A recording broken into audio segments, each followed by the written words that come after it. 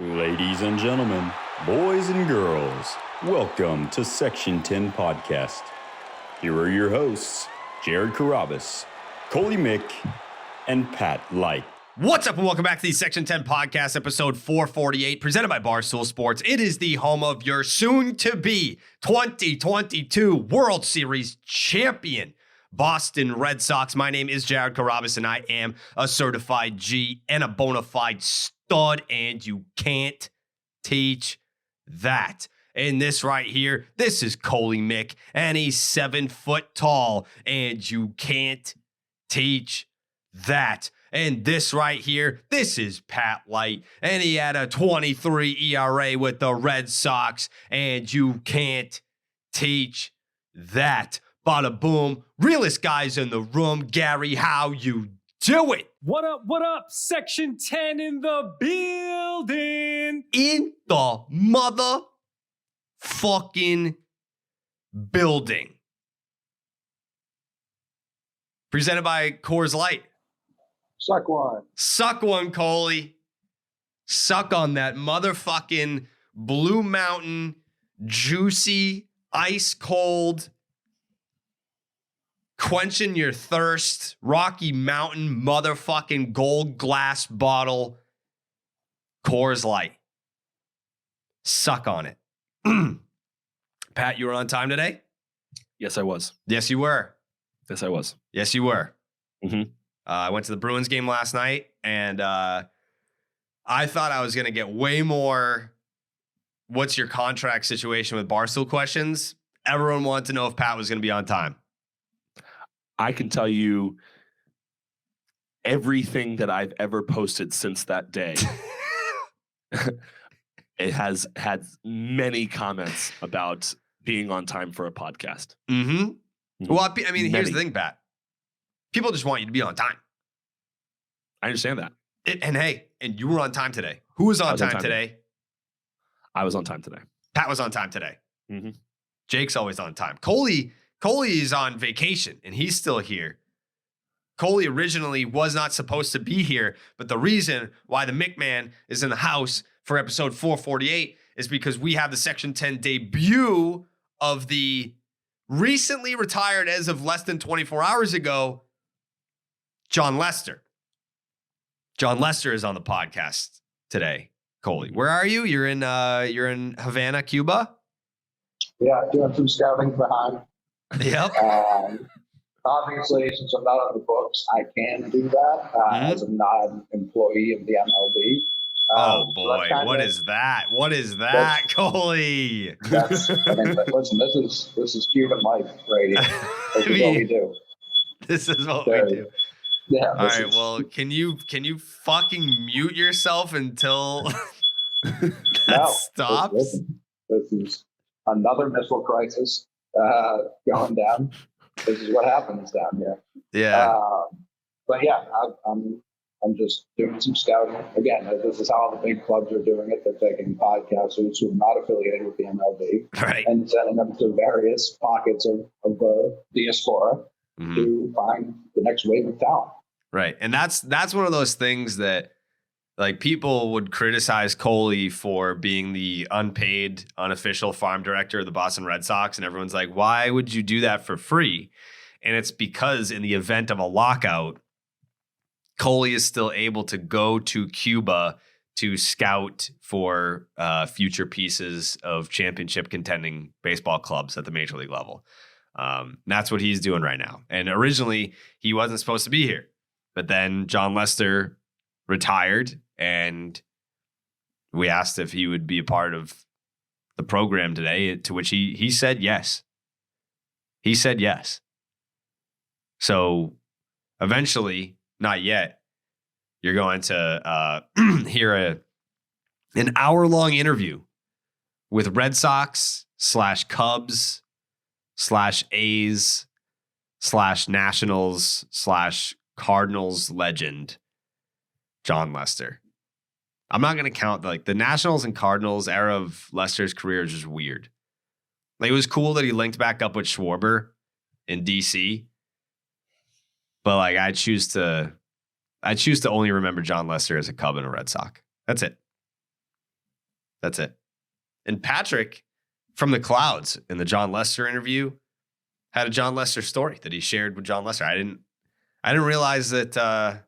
I guess yes, there would have been overlap there. But that's one of the wild card factors about having Pat on the podcast is you never know when you're just going to get a story. Like sometimes you just forget that he even played professional baseball with some of these guys. Like he probably has like Mookie Betts stories. Like he probably has.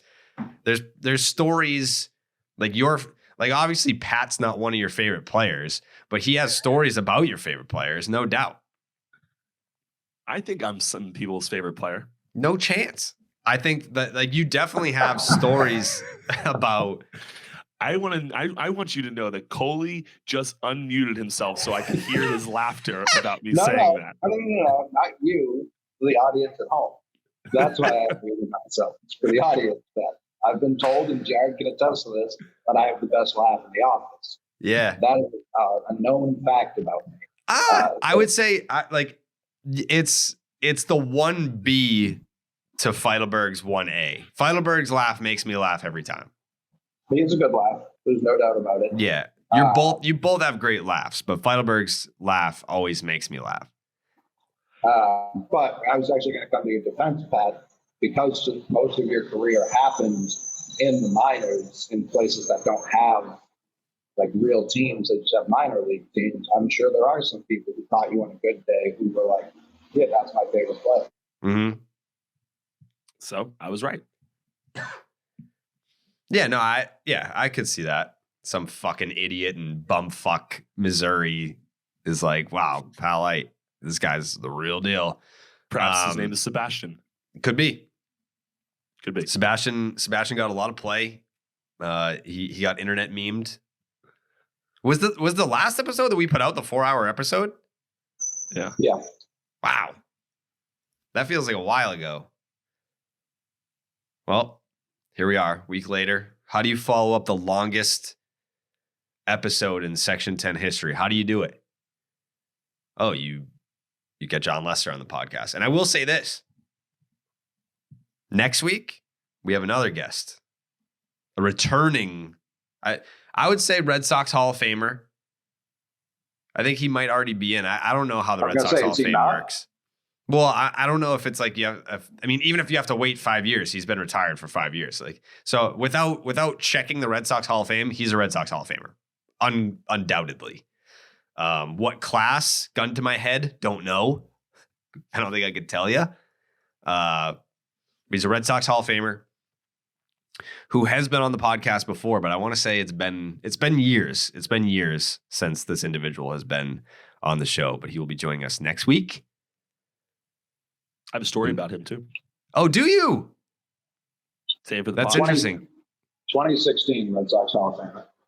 Oh, okay. I was gonna check, but I honestly, it is what it is. Yeah. Coley, do you have the ads in front of you? No. I mean, that's a no, but That's all right. I can. You know what? You're on vacation. am I? Yep. You know, it's great on vacation. A fucking ice cold Coors Light.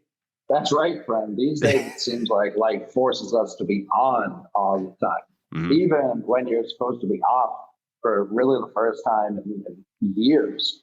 But no, you still stay on. And the best way to combat that is with one of these ice cold Coors Lights.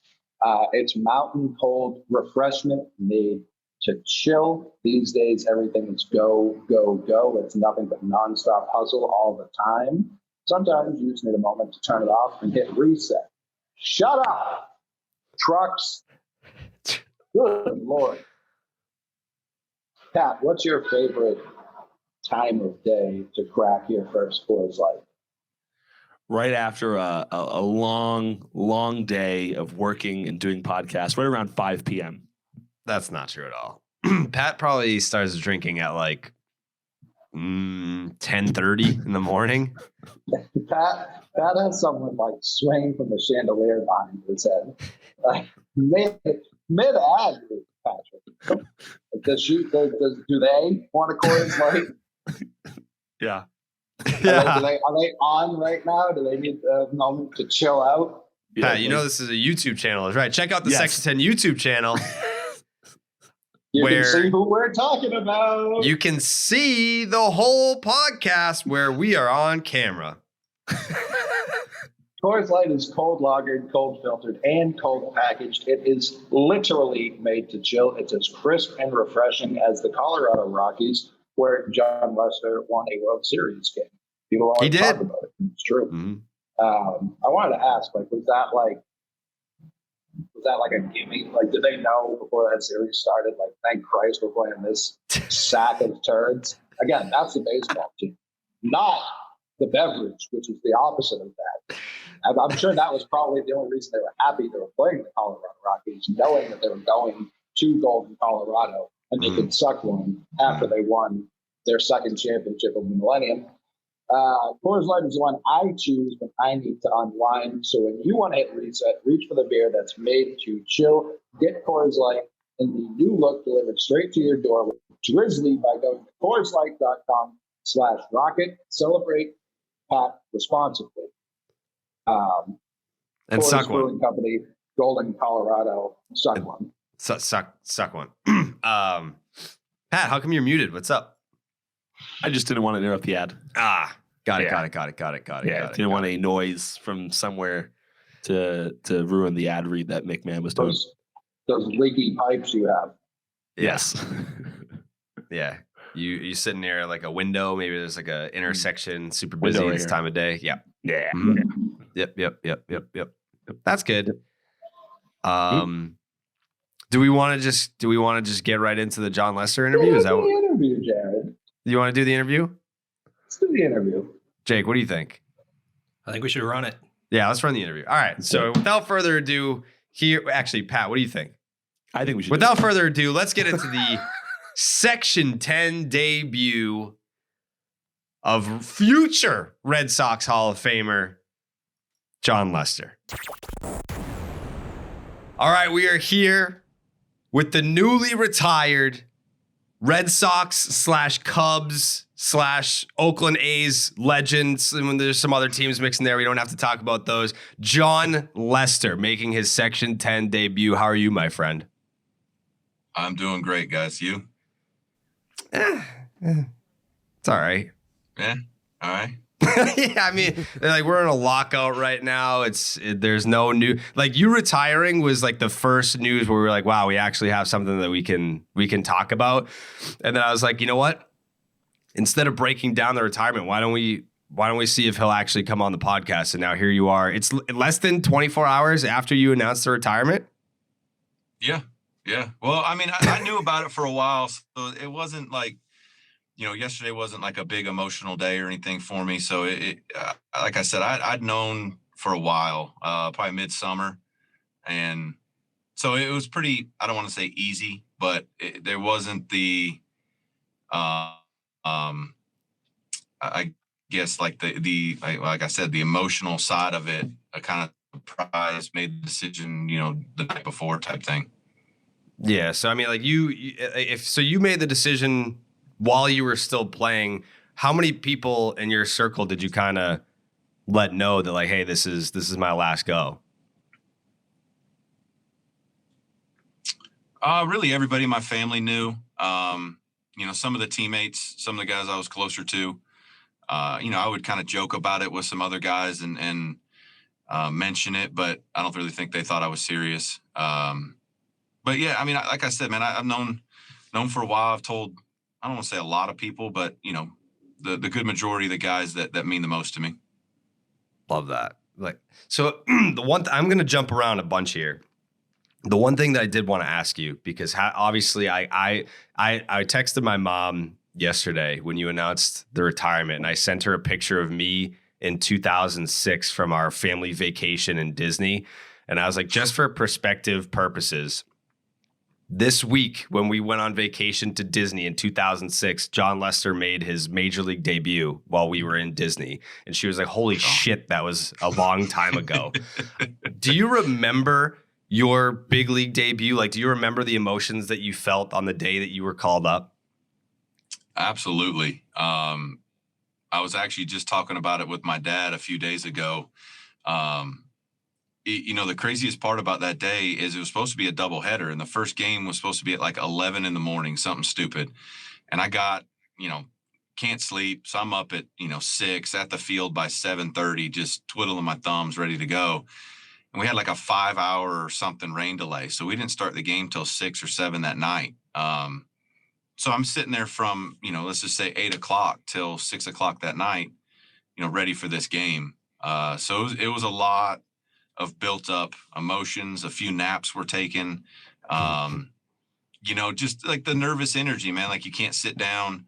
You need to do feel like you need to do something. You feel like, you have to eat or you don't have to eat. And it just kind of just a miserable day. But, until you get out there and actually get to do it. But, it was obviously a great day. In the end, it didn't go the way I wanted. But, yeah, I mean, it feels like a long time ago. But at the same time, it feels like it was yesterday. I still think you threw like over 100 pitches in that. Yeah, they ran me out there. They ran me out there. They let me go. Yeah. And I think the year that you debuted was also, I believe, was it Beckett's first season in Boston? Yeah. Yeah. Yeah. Yeah. So it was his first season in Boston. And that was the guy that you latched onto. And I feel like the around the same time that like the Sports Hub debuted, like the Sports Hub was the sports station that was trying to be super edgy so that they could beat out WEEI. And because they didn't have the Red Sox broadcasting rights, they were super anti-Red Sox. So, and it's 100% true. Like that's what they were doing. But when you're developing this relationship with Beckett, was it something that you noticed his work ethic and wanted to latch on to that and not necessarily copy it, but follow it? Or was that something that like Tito was like, hey, like that's the guy, like watch what he does? Like, how did your relationship with Beckett begin? So in 2006 was my first big league camp. And you always have a meeting with the manager and the general manager and all those guys to kind of go over game plan for the year for you. And Tito calls me in and I'm about halfway through my meeting and here comes Josh and he sits down right next to me. And, I'd met him and whatnot.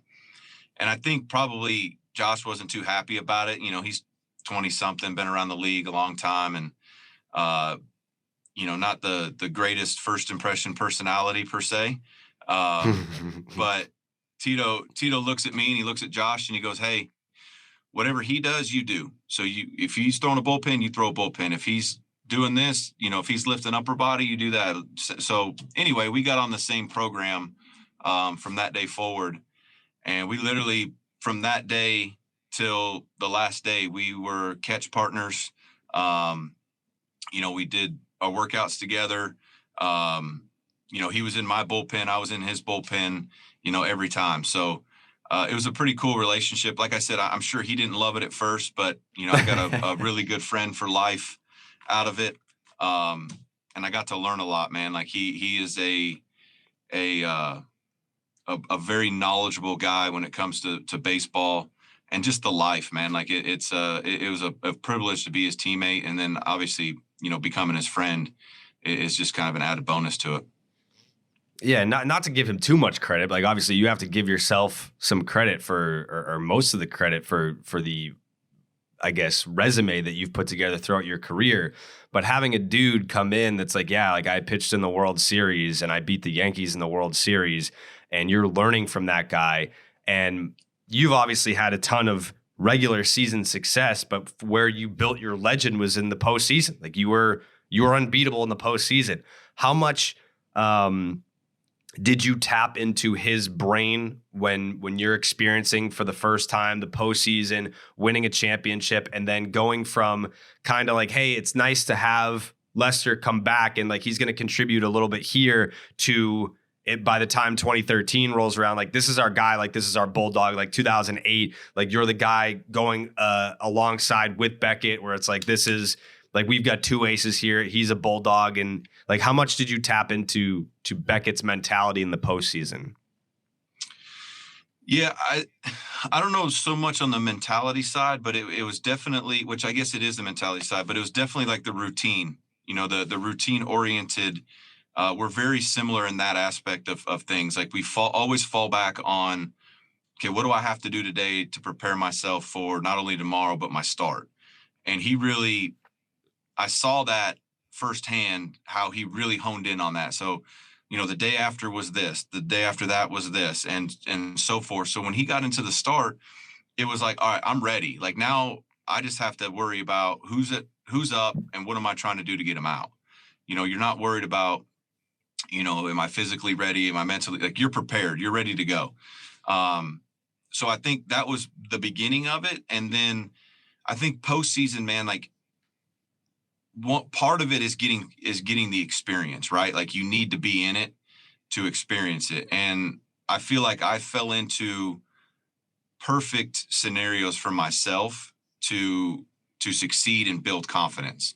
I don't want to say got thrown into a game, but it was game 2, I believe, at Fenway, and we went into extras, and I was the last guy. This was 07, and I was the last guy in the bullpen. And something happened, and I got in. I gave up a 3-run homer to Franklin Gutierrez, and I remember, gosh dang, I just lost that game for us, and you go in the clubhouse and everybody's patting on your back and whatever. Well, I got another opportunity in game 4. Wakey went down, and I pitched like 3 or 4. I finished the game. I gave up 1 hit, no runs, but it was like a no lose situation for me, right? Like, I'm just here to pitch, and I succeeded. So now you build that confidence. And then you have a guy like Josh Beckett behind you going game 5, like now, like you're building confidence, right? And you get to see him and you see the routine. And then now you get thrown into a start and you got a guy like that. And then, you forget about Kurt, you forget about Schill, who's one of the greatest postseason pitchers of all time. And you see how he goes about it. And those guys just elude confidence, and that rubs off on you. And so when you have those situations, then game 4, like I got Beckett going game 5 behind me. He's the greatest pitcher in the world that year. And so I'm like, if I screw this up, the only thing I don't have to do, or I can't do, is screw our bullpen for game 5. Like if I go 2 innings, I really screw the team over, right? Like, so just try to get a little deep in the game. They get us a couple runs early, and then, obviously kind of everything took care of itself after that. But, just seeing, I think watching how calm he is, Shill's the same way, how calm they are out there, that just gives you that calmness and makes you believe that you can do it. How much do you think winning a championship that early in your career changed you as a pitcher or as a player? Like, do you think it made you hungrier to get the next one? Because having won 3 and being we'll get to the Cubs part, being a vital piece of that Cubs championship, it just seems like you wanted to win a World Series every single year, whereas some guys are like, all right, well, the chase is over. I got mine, and that part of my legacy is cemented. Yeah, I think so. My whole thing with 07 is I never really felt like I was in it, like I was in the dogfight from day one. And, I had some other stuff going on, obviously, and was up and down, but I think it was nice, like, okay, yeah, I've been a part of one. I've had that, we were talking about experience. Like I have that experience in this now. But my thing with it is like, I want to be a part of this from day one of spring training. I don't want to be up and down at AAA. I didn't care so much about who started game 1 or anything like that. I just wanted to be one of the dudes in the room from day 1 to game whatever, and we're jumping on each other, having, celebrating. Obviously that took a while to do again, but 07 for me was very special because of, coming back from cancer and all that. But 13 for me was even more because like I was depended upon to be the dude, like I pitched game 1, I pitched game 5, I pitched game 1, I pitched game 5, so it's like they needed me to succeed and they needed me to pitch well in order for us to get to that next step. And, 13 was just like a really, really big like big accomplishment, personally, just on that side of things. Winning that one for sure. So in 2013, I remember sports radio. They were talking about the playoff rotation in 13, and they were leaving you out of the playoff rotation at one point because of whatever mixed bag results. How do you go from like that season of like, all right, it wasn't like chasing 20 games, but we're going to go into this postseason run, and then you flip a switch, and that was like the legacy building postseason run for you? Like, what was the main difference from you, like regular season to postseason in 13? Well, that year was like a tale of 3 years for me, or 3, I guess, chapters in a year for me. Obviously 12 was 12. I struggled with a lot of mechanical flaws that year that I needed to get fixed. And I felt like we did that going in, and I started out like gangbusters, had a great first couple months. And then I hit this skid where I stunk for 2 months or whatever it was. And that's when, that I was off the playoff roster and I was off all this stuff. And then caught a little bit of a stride. And I want to say, well, I do remember the game that it kind of all turned around. I was in San Francisco, and my dad actually flew out, and we played golf and kind of had a little, dad son type hangout, session and all that stuff. And I pitched and I threw a complete game, or no, I think I either threw a complete game or I was 1 out away from a complete game. And from there, it was like take off. Like I got my confidence, I got my vibe back, and all that. And that led me into the postseason. Like I was on a roll and felt good and had confidence. Our team was confident. So that was a big part of it, man. Like, the season is such a roller coaster that you have to take the big dips with, the load up as well. You know what I mean? Like you got to take the good with the bad, and the bad was really bad, but was able to kind of recover from it. And then, like I said, I got on a roll. Me and Rossi started working together, and he's a big fastball command guy, and he got me kind of locked back into some things I was forgetting about, and kind of rode that hot hand into the postseason.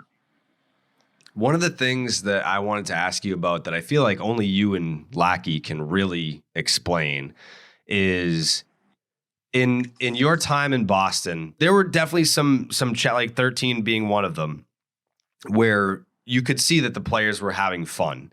But then there are a lot of other years where it felt like the Red Sox were just more buttoned up, more I don't even know what, like, it was just more strict. It was almost like, I don't know if that was media influence, ownership influence, or whatever. But then when you go to the Cubs, it just seemed like you were having way more fun. Like Lackey was like having way more fun. It's like Lackey doesn't smile, does he? And then he goes to the Cubs and he's having the time of his life. Why do you think that is from like a psychological perspective? I think because the fans are so serious about the game in Boston that you almost feel like you have to be serious all the time. Mm-hmm. Like I feel like if you let them see you have fun, then you're doing something wrong.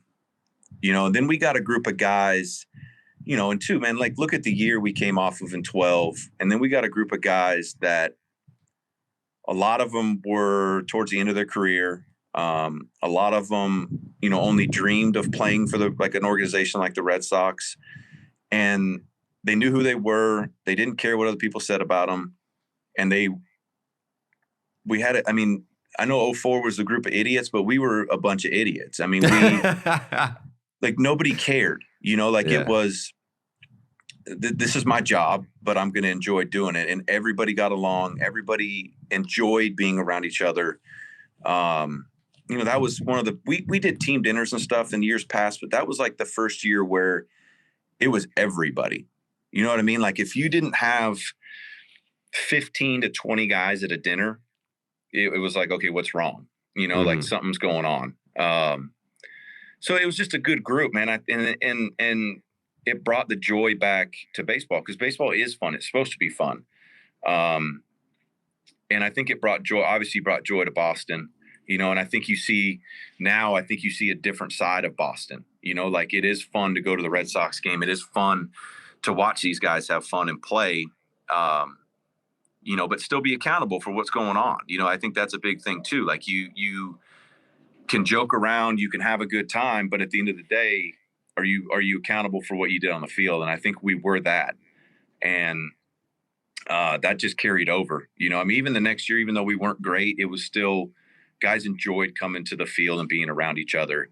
And then, I think the Cubs are a little different. Like Cubs, you get Joe Madden, Davey Martinez personalities where it's more about having fun than really anything. Like if you have fun and you enjoy what you're doing, you're going to be successful. And that's kind of what Joe always preached is, always celebrate the wins, forget about the losses, so it just made it fun. It made it enjoyable. And 13 was definitely a big year for me, kind of catapulting that into my brain, you can have fun, you can compete, and you can be serious too at the same time, so I think we learned that. And that was a big year for me, mentally, physically, and professionally, where, you figure out some of that stuff. Yeah, it was noticeable. And I think it's not just like a case of you and Lack going to the Cubs. Like you see it with Mookie now too. Like Mookie, like he had his fun in Boston, but it's just, he's a different, looser, more vibrant personality with the Dodgers. So like, there's just something that we need to work on here in Boston where players can like actually feel like they can be themselves and have fun. So you mentioned the 2012 season. We just had Bobby Valentine on a few weeks ago. We were asking him about it, and there seems to be like a lot of misconceptions about that season and stuff that went on behind the scenes. What do you think from because you were there, like he was only there for 12, you were there for 11 and 12. What do you think the biggest misconception about those two seasons, like the chicken and beer thing, and then just 12 being a disaster? What was the biggest narrative that existed out there that you think was just complete bullshit? I think there's a lot of factors into that. I could go back and talk about the beer and chicken thing, for a long time that got turned into something that was a negative when actually there was some positive in that. And there was some camaraderie with teammates with that. And we deserved a lot of it as well. We're talking about being accountable, right? Like we stunk in September. The starting staff stunk in September. And that was, it got put on us and we're accountable for that. I think 12 was a culmination of a lot of things. You get, Tito, who a lot of guys have been around. He was my only manager, and you get a new manager come in, like a Bobby Valentine, obviously very different than a Tito. That's not a knock. It's just, everybody's different in the way they manage and the way they go about it. I think it took a while to understand where he was coming from with some things. And by then, we were already behind the 8 ball and we weren't playing well. And then, you had kind of a decision by Ben at the time. Well, I forgot Theo left that year, Tito left that year. There's a lot of changes, a lot of things going on that year. Tech, Wakefield, Pap. Yeah. Like a kind of a new, changing of guard type deal of where the Red Sox going to go. And like I said, we didn't get off to a great start. You had kind of the 11 hanging over your head a little bit. Just a lot of things, man, just a lot of changes that year. And we stunk and we were not good for a lot of reasons. And then Ben, like I was going to say, makes a decision that we need to kind of revamp some things. And obviously we know, the LA trade and got those guys out there. But what was your reaction when that went down? Because that was one of those trades that people forget that it wasn't on the day of the trade deadline. It was after, which meant that all the players had to clear waivers and then get claimed and then all be claimed by the same team and be sent in a trade. Like it was almost virtually unprecedented how it went down. Like the timing and how it was done and the caliber of players that were on the move in that one trade where you just like, what the fuck? Like, what was your reaction when you found out that this was actually going down? I think a little bit of shock. You know, I mean, you had, Adrian, Carl, Josh, and I think Punto were the four guys. Maybe missing somebody, but nope, that's it. You know, for me, it was kind of the end of me and Josh being together and having that kind of that, little, I guess, brother on your side. You could always kind of lean to and pick his brain and so forth. So I think that was probably the hardest part for me. And then, you know, the other part of kind of questioning of where we're going, you know, where is this team going to head? And, you know, you always hate to hear the word rebuild. Mm-hmm. And, you know, I felt like that's where we were kind of headed.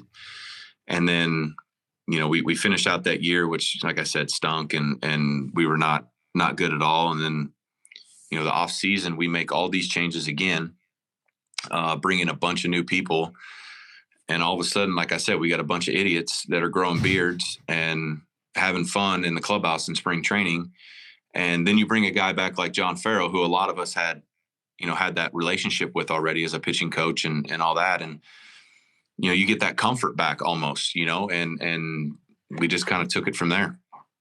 What do you remember most about the day of the marathon bombing?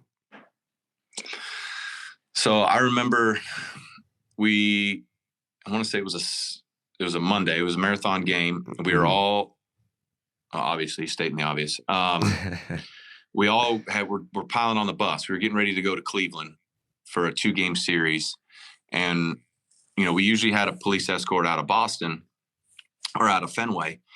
And we're all just sitting there, and all of a sudden, all the cops on the motorbikes are gone. Like, they are hopped on there and they're hauling butt. And we're like, that's kind of weird. Like, we're not ready to leave yet, you know? So we're just sitting there, you know, and we don't have TVs. We don't have anything. And then all of a sudden, you know, I guess the good of Twitter or Instagram or whatever it is that they saw it on, guys started, you know, there started some rumblings on the bus about a bombing, you know, at the finish line. And so now everybody's, you know, what's going on? And here comes Jack McCormick, our traveling secretary at the time. He comes on the bus. He's like, y'all sit down, get on the bus. We're getting to the airport before they shut everything down. And we really didn't know, you know, we get on the plane. We're still kind of just hearing the rumblings about it. And we didn't really know what had gone on until we landed in Cleveland that night and everybody got to the hotel and could, you know, turn on the news. We played those games and we came back. And, you know, I remember we were supposed to play that night and they canceled the game and everybody was on lockdown. And I remember just being a part of that and kind of how eerie that was. You know, at the time we were out in Newton, so which is right there by where they ended up, you know, getting the guys. And, you know, it's just crazy, man. Like, it was crazy to see and be a part of all that.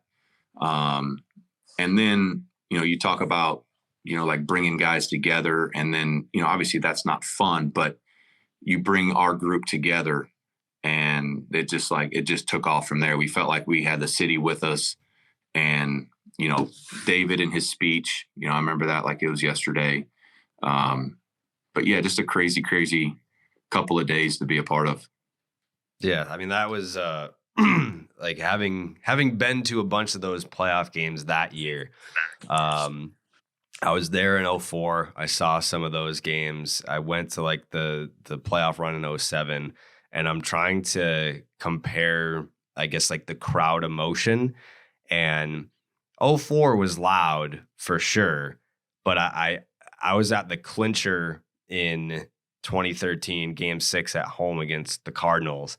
And I feel like that crowd was just rocking from first pitch until the final out. What would you say was the most electric crowd that you've ever played in front of? Like, obviously you were there for one of the most electric baseball games of all time in the 2016 World Series. But what would you say was like the loudest and I guess most passionate crowd that you've played in front of? Fenway wise, I would probably say, man, I would probably have to say just personally being out there as well. Game 1 against the Cardinals that year. Okay. Was one of the coolest moments. We had a flyover. There's just a lot of things kind of building up to that game. My first World Series game with the Red Sox at home and getting to be a part of it. So like that, yeah, I would say that one is probably the one that stands out the most to me personally, being out there pitching. And we have to talk about the trade. We have to talk about the trade. Because I have fond memories of this, because this was right when I started at Barstool. This might have been the first time that Dave ever DM'd me, because we were waiting for some sort of decision, and he sent me a message and he was like, hey, like if Lester signs, you have permission to post to the blog. Like you don't need anyone to edit it. You can just throw it up there. So I was basically working these like graveyard shifts, staying up until 3-4 o'clock in the morning. It's like, oh, did Lester sign? No. Okay. All right. I'll go to bed. And then you just do the same thing for the next night.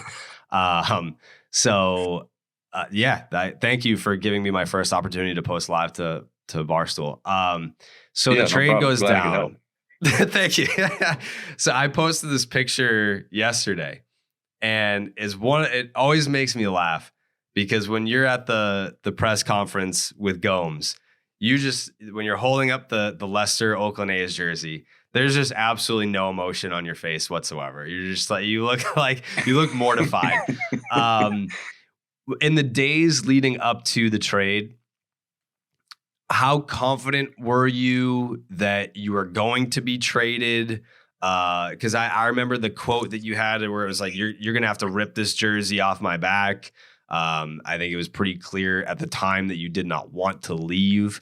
But leading up to the deadline, did you think it was like 50-50 that I'm going to get traded at all? Or where was your mind at leading up to it? I thought 50-50, at the time, like leading up to that morning, or that day. I really didn't think it would happen, to be honest with you. I was leaning on more of the 50 side that it wasn't going to happen. I obviously didn't want it to happen. I wanted to stay there, and regardless of what went down that off season, if I did resign or whatever, at least I finished out that season. Then I get a call. So the unfortunate part about my oldest son's birthday is it falls on the trade deadline. And we had an off day that day, and I was actually at the grocery store picking some stuff up that morning when Ben called me and told me I'd been traded. And I was trying to wait till I got home to tell my wife, not call her on the phone and tell her. And I do my deal there, and I'm heading home, and she calls and she's like, why didn't you tell me you got traded? And I'm like, well, I wanted to do it when I got home, and tell you in person. But anyway, going out there, I think, to be honest with you, when I was there in that press conference, it was a little bit of shock, kind of like a haze, like, am I really here? Like, did this really just happen? It took a moment to kind of sink in. I thought, I would be there until the end of the year. And like I said, regardless of what happened after that, we'd figure it out. But, just a crazy day, it definitely opened my eyes up going forward though. I realized, hey, I can play baseball for somebody other than the Red Sox. And it's an experience that I'm glad I went through. I got to meet some really cool guys out there. We gave it a shot. It didn't work out, but it's a cool organization. Billy Beane's a great guy. He's got some really good ideas and philosophies, and you see it year in and year out. They do well, but just a little weird, putting on green as opposed to the red, and it's not really my color, so I wasn't too excited about that jersey. I was holding up. Great. Yeah, so it just does this mean you hate the St. Patrick's Day spring training jerseys that the Red Sox? No, I love those. Those are great. No, those are great. That's just one day, so it's fine there. It's not when you have to wear it every day. Mm-hmm. So at the end of the 2014 season, your illustrious Oakland A's tenure has come to a close. and you're now a free agent for the first time. Day one of free agency, what percentage chances do you put in your mind on re-signing with the Red Sox? Day one. I would say a high percentage. I mean, it was up there. They were the first, we wanted them to be the first to come in if they were, wanting to sign me back. So they came in, the whole crew came in and sat in my living room, and we talked, and they laid out where, obviously they were coming off of another down year. So laid out kind of the plan going forward and what they wanted to do. We all know the Red Sox, they're going to spend money. They're going to get guys that they want, and they're going to put a good product out there. So, I mean, that was never a question in my mind. I guess the question at the end of the day was, where are we at? Because, since spring training, we didn't talk after that. I didn't want to focus on that. I wanted to play. And, so I was really interested at where they were at, and they were really competitive at the time. And I thought, after that meeting and after seeing the offer and them leaving, feeling really good about it, kind of that nostalgia of you break up with your ex-girlfriend and get back together, like that good feeling, like, hey, I'm back. Like, I'm going to get my jersey back. I'm going to get my locker back. And then, you start meeting other people and seeing what other organizations are like, which I thought was pretty interesting and pretty educational along the way. Mm-hmm. So then as that meeting happens with the Red Sox, you now advance through this process that you're going through for the first time of free agency. What would you say was the ultimate deciding factor? Because there's always that the legend of the video that the Cubs put together, and it's like the Cubs are winning the World Series, and like there's the Jon Lester video up on the big board. Like, they really went above and beyond to kind of paint that picture for you, where it's like, hey, I know we haven't won the World Series in over 100 years, but we're on the path to doing that, and you are essentially the first big piece of many pieces to sort of fall in this domino path to accomplishing that. So what was it for you? Was there a moment? Was there something that they said or promised to you that was, if we're talking about day one, the Red Sox were the team that you were leaning towards. Obviously, the Cubs had to have done or said something that leaned you the other way. What was that for you?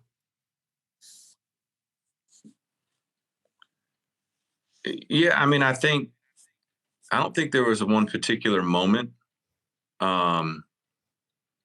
that like a light bulb went off and hey, this is where I'm going. I think over the course of the process, like, we all want to feel wanted, right? Like, you always want to feel like, if I sign with the Red Sox, like, they're not just signing me because the fans want me back. Like, they actually want me to be a part of this rotation and build going forward.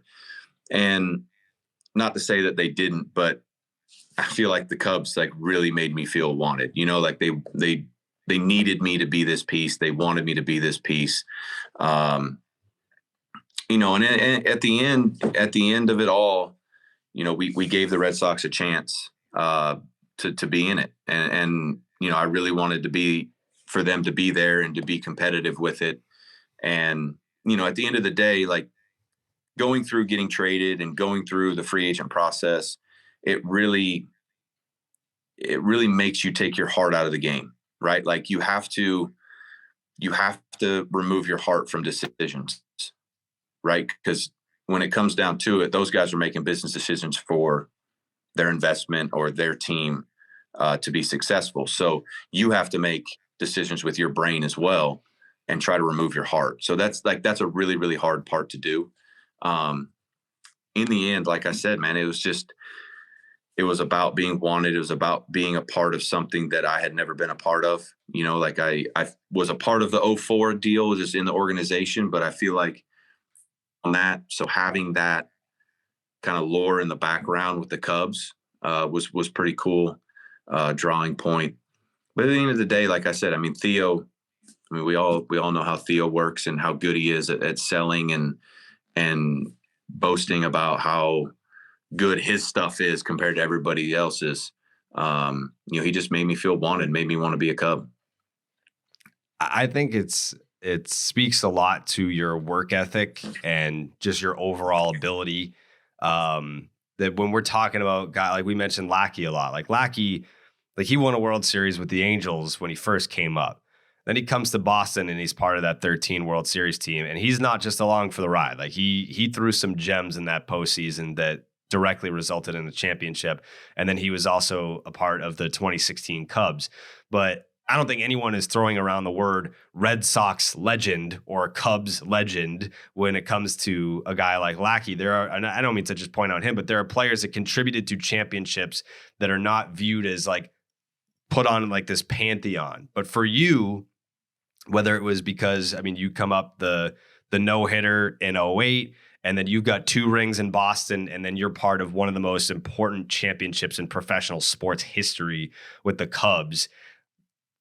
Like, what does it feel like for you to be known as a legend in 2 of the biggest markets in the game that you play? Like, it's not a term that's used lightly here. Like, it is Red Sox legend Jon Lester, and it is also Cubs legend Jon Lester. Is that strange to kind of like not feel like you have like a home per se? Yeah, a little bit. Like I don't know, what I'm known more as. You know what I mean? Like I don't know, I live down here in Atlanta, so like there's a lot more Cubs fans down here just with the, the old WGN, TBS, day games and all that stuff. So I get a little bit more of that. But then when you go around the country and travel, you run into a ton of Red Sox fans. So, I don't know. I don't know what it is. I mean, I would imagine that the Cubs are probably a little bit more kind of higher up, I guess, because of the 108-year, such a big deal. Even people that weren't Cubs fans watched the World Series that year. So I don't know, man. But the best part about it all is, I mean, you're talking about 2 legendary franchises. Like these are historic franchises that baseball was built around, and I got to play in the original stadiums for those 2 teams. You know what I mean? Like that to me, like the history of these organizations. Like I'm just glad I got to be a part of it. Like Fenway Park is a cathedral of baseball fields, and so is Wrigley, and they're so unique. I got fortunate enough to play in old Yankee Stadium too. Like that was pretty cool. But I don't know, man. Like I think anytime you're a part of 2 organizations like this, I don't think you can go wrong with either one. You know what I mean? Mm-hmm. I'm not going to make you choose, but the day that you announce your retirement, people were saying, if Jon Lester gets into the Hall of Fame someday, what hat do you think he's going to wear? And I was like, you know what? That's a great question. I don't know. I don't know what he would want. I don't know what he would choose. And I don't know what I would pick for him, to be honest. Because it's like there were 2 championships in Boston, but I think that Cubs championship counts as almost 3. So I don't know if you were to balance them. I don't know. I'm not going to make you pick, but if you let's just say hypothetically, you get the call from Cooperstown 5 years from now. They're like, Jon Lester, welcome to the Hall of Fame. And they don't let you pick either. I think Wade Boggs ruined that for everyone when he wanted to go in as a Devil Ray. But what do you think? What do you think the Hall would pick for you? Yeah, I mean, I will say, I said this yesterday. I did a couple of these podcasts yesterday, and and I will say I'm very glad that they pick for you. But yeah, I mean, I'm glad they do that. If that call ever does come, I told somebody yesterday, those ugly fan hats that they split down and go half and half, that would be great as well if they could do that. It's just like I was, earlier I was talking about the organizations. I mean, both of these organizations meant so much to me in different parts of my life. And I think, it's like unfair to the other one if you have to choose one over the other. You know what I mean? Like I just personally, going through the cancer stuff, being drafted, going through that, coming up, getting kind of building who I am as a pitcher, as a person, starting my family in Boston, all that stuff. And then, being brought in to do something with Chicago and being a part of that at a different part in my life, it just personally means so much more. They mean so much to me that it would just be nearly impossible for me to pick one over the other. Yeah. Like, it's speaking as a diehard Red Sox fan, when I saw Mookie win one with the Dodgers, I was like, yeah, like that doesn't, it didn't bother me as much. It didn't bother me as much. Seeing you win with the Cubs, it's like, bothered isn't the word. It's like, you would look at a guy like Jon Lester and it's like, well, that one, like, he should still be here. There was still that part of it where, as a fan, you definitely still resent ownership for how things went down. With Mookie, it was more like, we, at least smarter fans, understood why that happened the way that it did.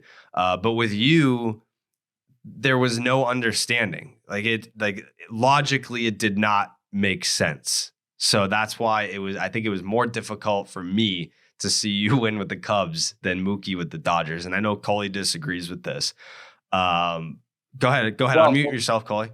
The one thing I want to say is I appreciate that you signed with the Cubs, because it would be maddening if every time the Red Sox traded a player, we did this thing like, oh, he's going to pull a Lester, he's going to come back. So, like, that happened with Mookie, too. People were like, oh, we're trading him to the Los Angeles Dodgers as a rental. Some people truly believed that, and that he was going to come back to Boston. So I hated when we traded you. But when you signed with the Cubs, it actually made the rest of my life a lot easier, that we didn't have to do this song and dance every time we traded someone we shouldn't trade.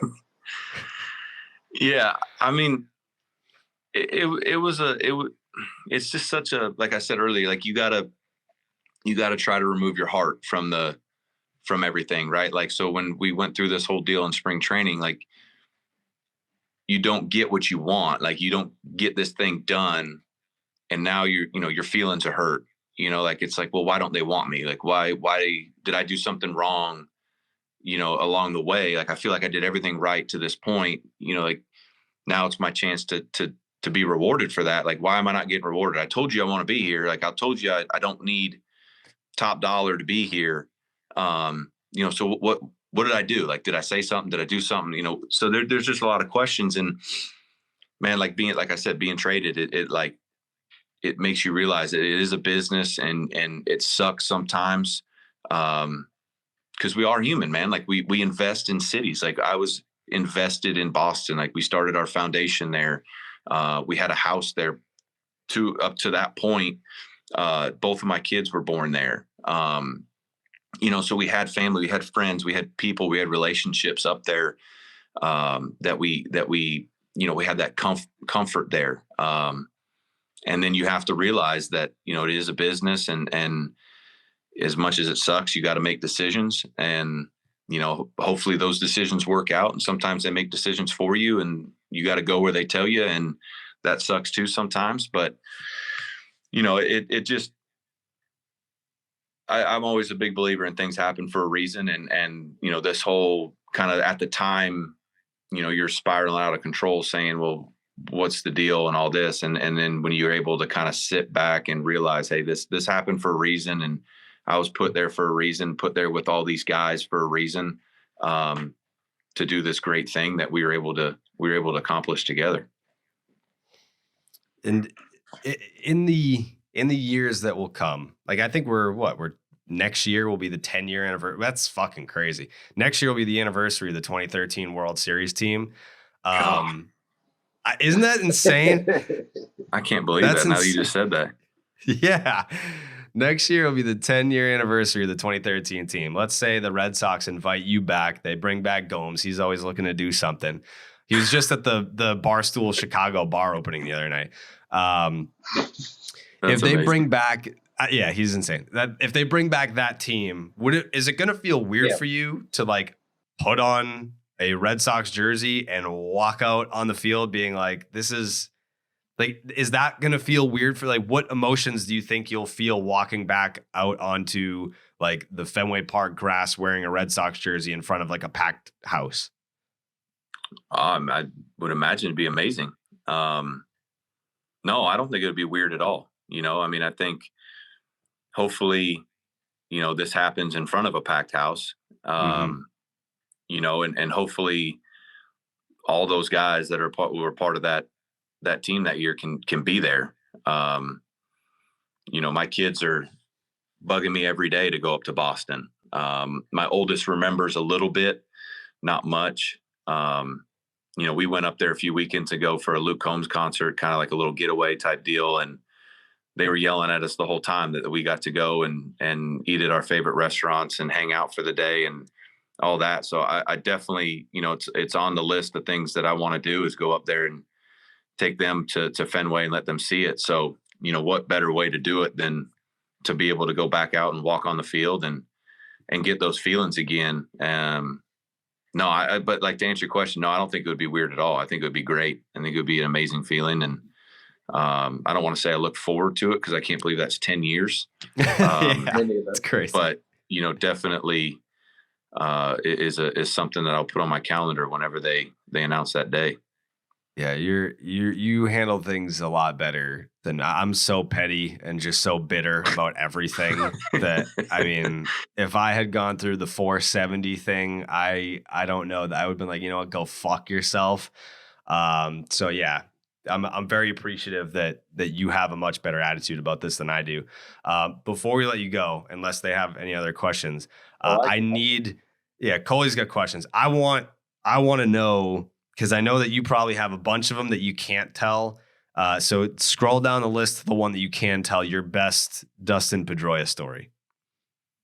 Oh, man. There's so many with David, just because they would go back and forth. I mean, the best of the best, which you guys have seen, when he roasted David when David didn't know his name. Mm-hmm. I mean, that's just Pedroia in itself. I mean, there's so many of him trying to fight David in the clubhouse, like not literally, but literally, David would talk crap to him or something. And, Pedroia would stand up and like, you want to go, pun? Like, I'll whip your ass right here in front of everybody. Like, I don't care. There's so many other ones too. Like with Tito, they had that cribbage game going day in and day out, talking crap there.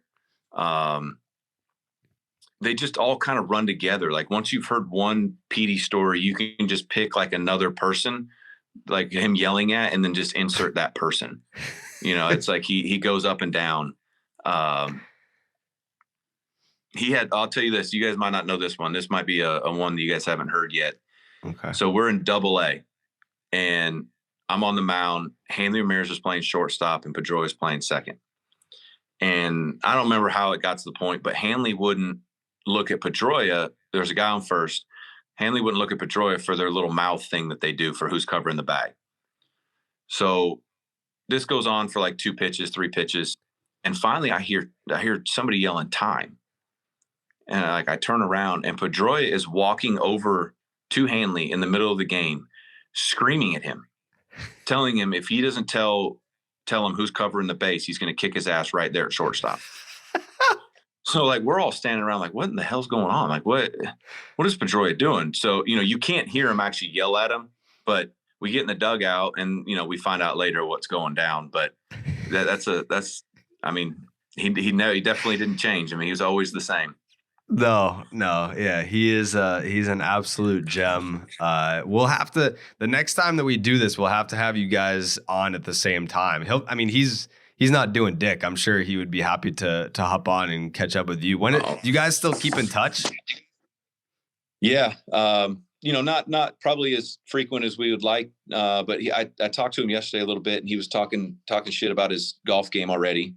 Saying he's a 3 handicap and that, anytime I wanted to come out there and get my ass whipped, then, he would do it. So typical Pedroia. I mean, picks up right where he left off from our last conversation.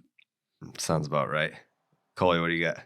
Yeah, Jared's asking about teammates. I always find it interesting, guys you play against. Now that you're you're hanging them up, who's someone you're thrilled you never have to pitch to again? Who's someone who had your number? Who's someone you just couldn't figure out? Oh God, I mean, the list is long. No, it's not. Stop it.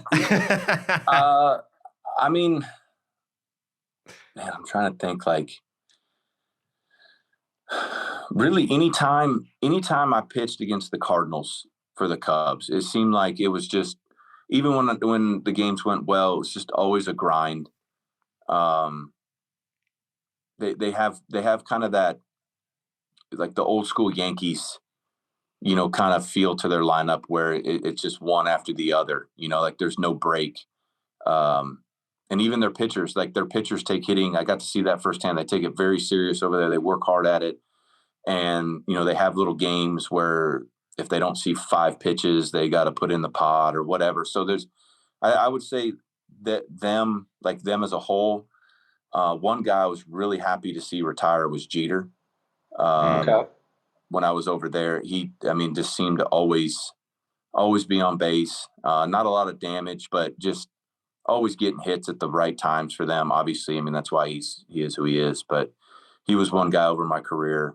I'm trying to think of somebody like recently. I can't say his name right. Inigo Suarez. I don't Suarez. know. I always mess up his first name. Yeah. The dude from the Reds. Yeah. I think I've gotten him out once, like literally one time, and all the other times it's either a homer or a double. So I'm gonna look up your first batter stats right now. Let's see. Well, as you reference both teams, so it kind of transitions perfectly into this. Carlos Pena. Yeah, he always likes to say on the MLB Network how he owned me and all that stuff. I think I'm like his claim to fame on that one. Yeah, Suarez and Pena both got you for 7 homers each, and then Joey Bats got you for 5. That was it. Yeah. Suarez, I feel like, was more damaged than Pena, but like overall, I think would like strike out Pena or he'd hit a 3-run homer. It was like either or, but Suarez would always just get hits. Yeah. What games had more juice? Going to Busch? Is it still Busch out in St. Louis? Did they change it? Yeah. Either going to Busch or Yankee Stadium. Which game did you feel like had more juice? Oh, Yankee Stadium. Like as a rival, like going into it?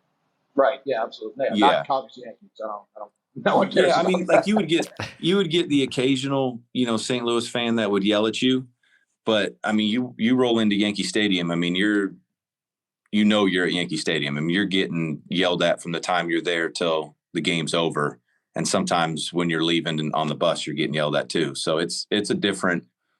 I liked old Yankee Stadium better. It was more intimate. I feel like you were kind of with the fans more than the new one. I feel like they've kind of taken a little bit of that away. But yeah, definitely Yankee Stadium. And are you looking more forward to never having to pitch to Suarez again, or never throw to first base again? Both. Can I take both? I'm sure you've answered this a million times. When I think of you, I think of tremendous command. So what was the deal with first? Like what was the disconnect there, I guess? I tell people that ask me this, I'm like, if I knew, I would have fixed it a long time ago. Good point. It just one of those deals. I don't know. We, like I tell people too, like if you're not good at something, you got to get better at other things to try to combat that. And, how we say, like I said earlier, like things happen for a reason. Like I got put with Joe Madden for a reason at that point in my career, I think partly because of that. And he was really good about it. And he's like, hey, listen, I don't want you to do something that you don't want to do. Like, I want you to feel comfortable. And so what do we need to do to make you feel comfortable? And then I think that takes a lot of the pressure off of it, right? Like, so you stop thinking about it. Now you're worried about, okay, how can I combat this? And, we tried to do it with, holding the ball, varying looks. Rossi was really good with back picking. You got guys like KB and Riz on the corners that, charge bunts and can handle fielding the ball and throwing to bases that other guys wouldn't feel comfortable throwing to in situations. So, I mean, we disguised it, and then we ended up kind of exploiting it to our advantage. You know, you look at how many free outs we got with it, guys that would get off too far and Rossi or Contreras would backpick, or because of holding the ball and varying the looks, even though they were that far out and being quick to home, we could still throw them out. Yeah. So like we found ways around it, getting a ball over there or two, which we did. You know, we got a couple step off picks, which then as soon as you do that, they can't get out as far. So now when they do try to steal, when you've got Rossi or Contreras with their cannons, now they're not doing it because I'm quick to home. So like, you see what I'm saying? Like, so now you take a negative and you turn it into a positive. And I think from 16 on, I don't think I was over 15 or 16 bases stolen against me from that point forward. So like I said, you take a deal that teams try to exploit and turn it into a positive on our side. And now we've kind of flipped the script on them. I took it personally. I viewed it as bullying, and I didn't like it. I did not care for it. When guys would take these big leads on you, I'm like, you're an asshole. Like, stop doing that. Like, you just don't do that. Obviously, there's no way you don't remember 2012, the Red Sox first round draft pick. Pat Light is on this show with us. He's a co-host because his career flamed out super quick. But 2012, he was the first round pick by the Boston Red Sox, and he said that he has a story that he wants to share with you. John, I don't have a question for you, man, but I don't know if you definitely don't remember this, but in 2014 spring training, do you remember Ralph Truel? He was like the pitching coordinator in the minor leagues. Yeah. So Ralph comes up to me and goes, "Hey Pat, tomorrow you're gonna pitch a sim game." I was like, "Okay." He's like, "Yeah, it's gonna be Jon Lester's gonna throw with you." I was like, "Okay." He's like, "Just don't do anything stupid, man." And I was like, "I mean, that's a great way to lead this." I was like, "What do you mean? We don't do anything stupid?" He's like, I'll get you in the morning." I was like, "All right." So I show up in the morning, and he goes, "Just go off of whatever Jon does." I was like, "All right." So I'm just like trying to follow you, which was awkward. And then I'm throwing my warm up, like getting in the bullpen right outside of the big league clubhouse. I'm throwing my warm ups, and I don't know that you know this, but when Jon Lester is standing right behind you, watching you throw a bullpen to get ready for a game, might be the most intimidating thing. I don't think I didn't throw many strikes in my career, John, but I didn't throw any strikes at that moment. I threw. The ball was flying everywhere, and I was like, "This guy's these guys just judging me behind me." He's like, "I'm never going to pitch in the big leagues for this team because John's going to axe it immediately," being like, "This guy sucks." So I just wanted you to know, my only goal that day was to say one single word to you, and I didn't muster up the courage to do it. You should have. No, not a single word. I tell you, the next week I did another one with John Lackey, and John Lackey could not stop talking to me the entire time. Yes. That's amazing. He was great. I love John. But apparently, I don't know if you heard about this, but he threw him a sim game that same like the following week, and he just motherfucked all the minor leaguers. Oh, that sounds about right. Yeah. Yeah. Apparently, they were all. He was like trying to get work in, and apparently they were all swinging at, like the first pitch, and he apparently like walked off the mound just motherfucking every minor leaguer. So I was like, that sounds like a great guy.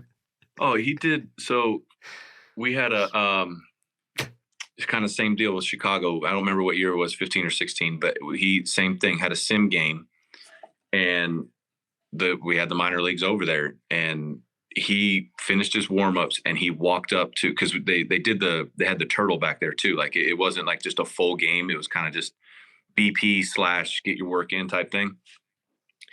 And all these minor leaguers are standing behind the turtle. And he walked up to him and he goes, "Hey, I just want to let you guys know, you're here for me. I'm not here for you. Okay? Just remember that. I will hit you." And turned around and walked back to the damn mound and started his work. And they're all like, "What does that even mean? Like, we don't know what that means." But that's what it was, because he hated guys swinging at his first pitch heater, because he's like, "I'm just trying to get a feel and get going." And those minor leaguers just keep hacking. We definitely have to get him on at some point.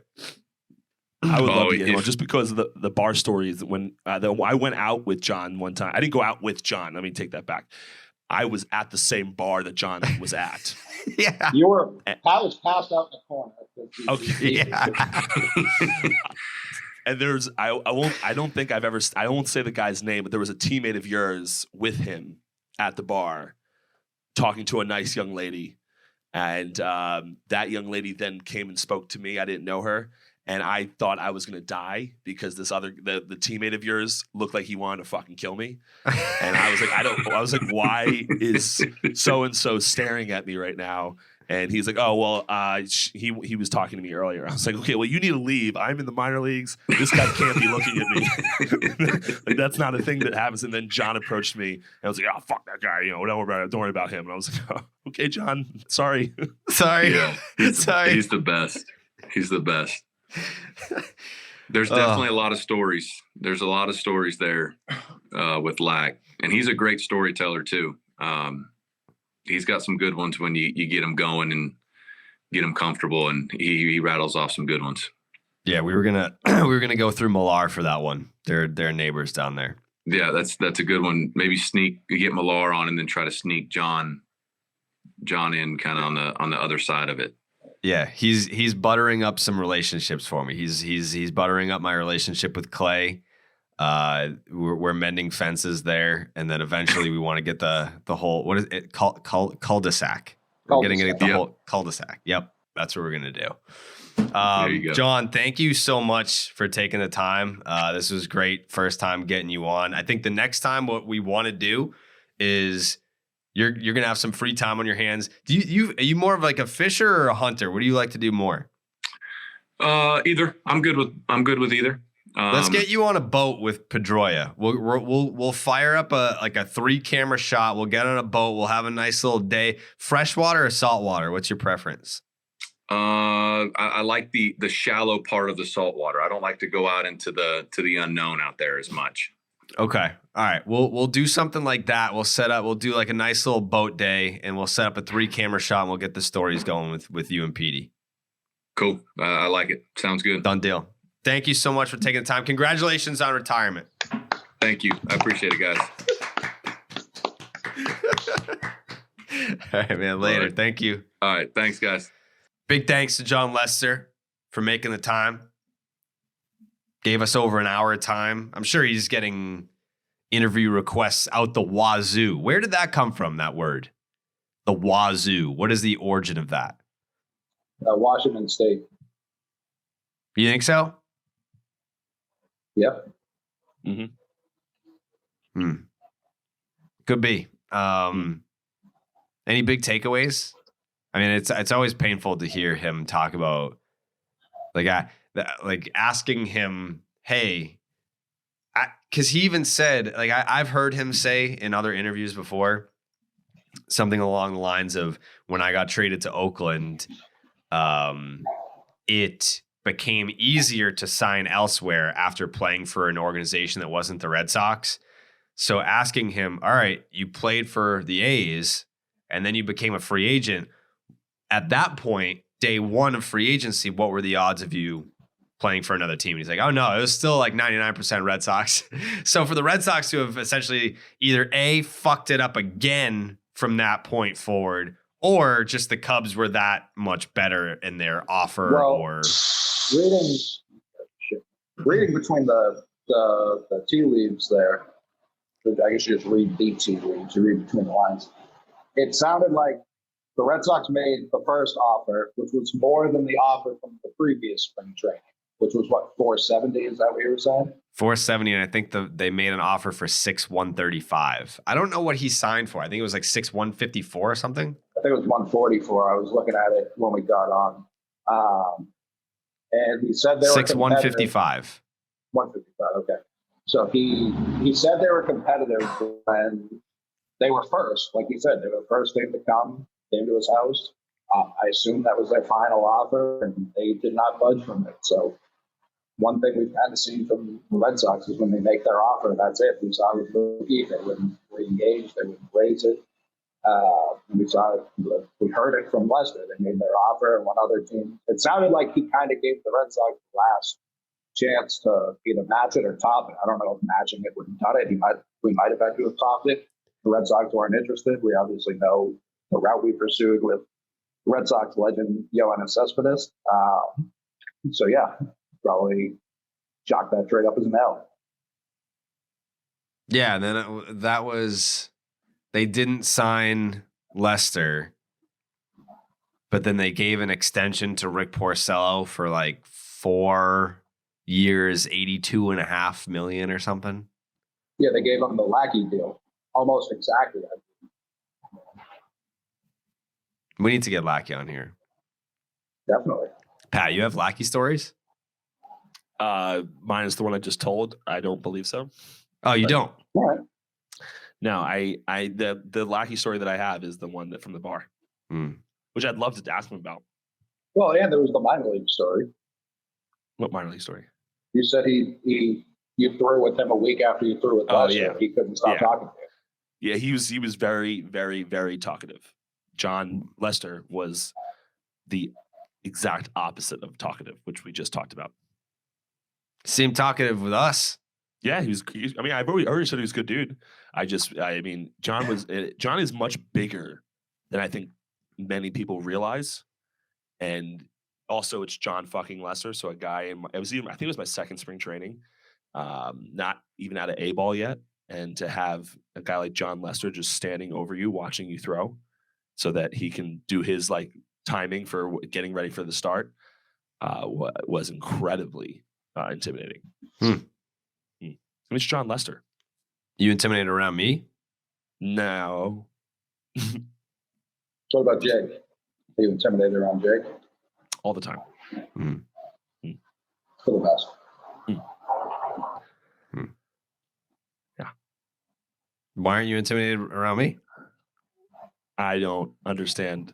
Well, I mean, why would I be intimidated around you? We're friends. You don't think Jon's friendly? I'm not friends with him. He doesn't text me. I don't FaceTime him at 2 a.m. Yeah. Oh, yeah, you did FaceTime me at 2 a.m. the other night. 2:39, I think, was the actual time. Let me double check.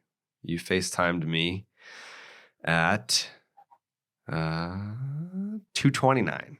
2:29. Yeah. Did you have anything in particular you wanted to discuss? No, just want to catch up. Just want to catch up. Catch up. Yeah, having fun with friends out at the bar, playing some pool. Anyone I knew there? No. Okay.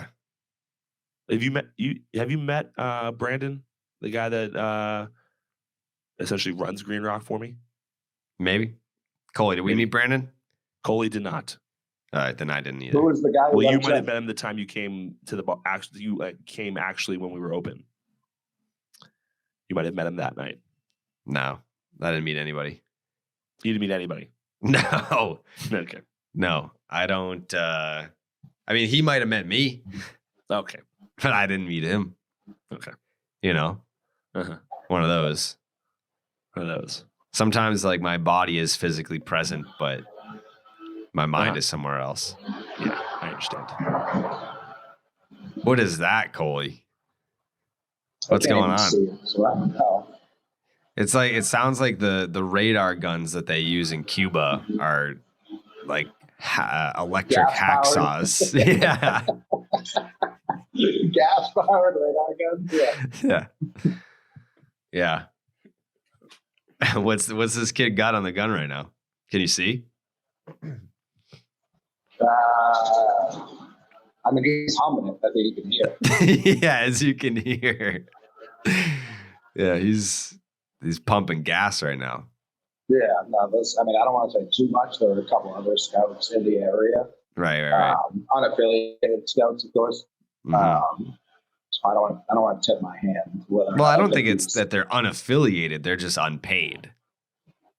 Yeah, but I think you have to kind of claim unaffiliated. Like I didn't bring any Red Sox stuff. I'm wearing, as you can see, just a hat that could be any team. Yeah. Oh, wow. What was that one on the gun? He's really cheesing it right now. Yeah. This guy's really reaching back for it.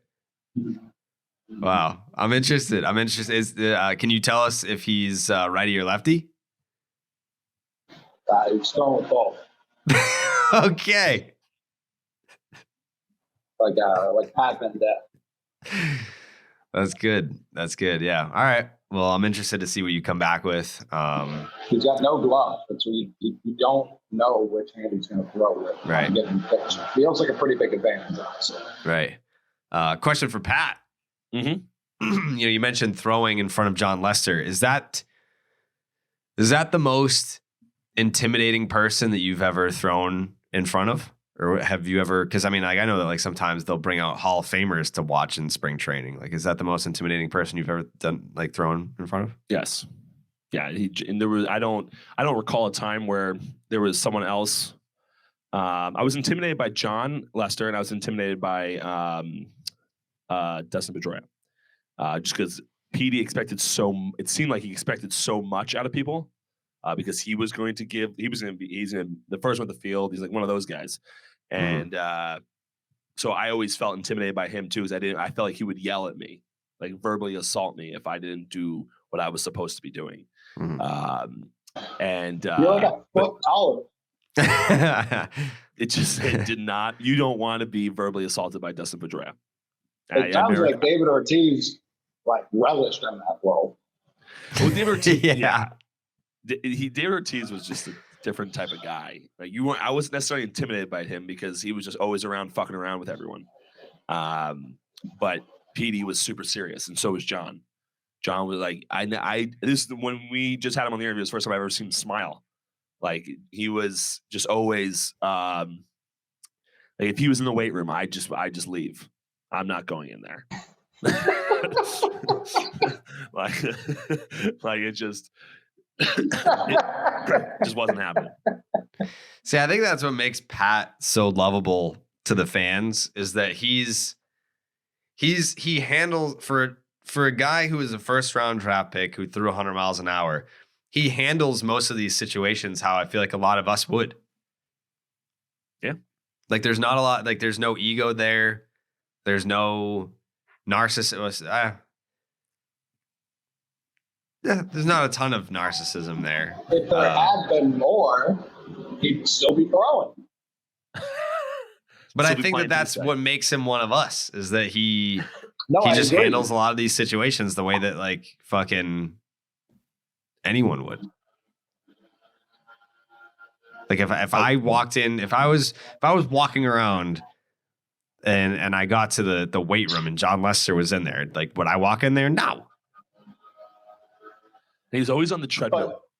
But you're not supposed to be there. Pat was like paid to be there.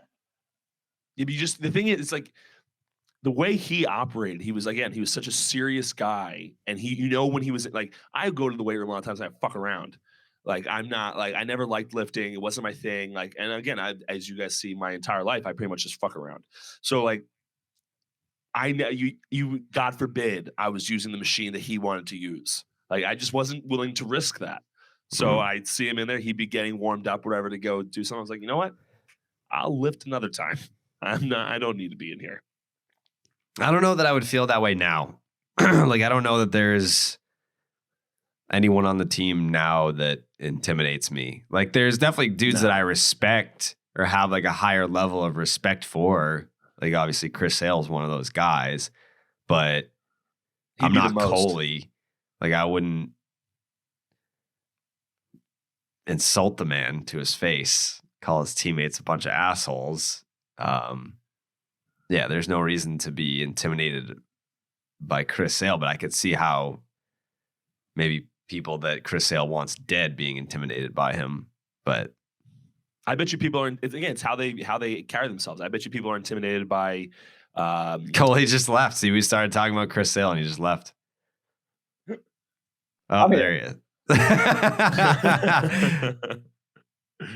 But I bet you people are intimidated by Christian Vasquez. Not a huge guy, but the way he carries himself, that guy never smiles unless he's like one of your boys.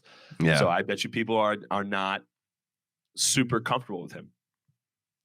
I could see that. I don't know who else is like intimidating on this team though. Like there's a lot of fun-loving guys.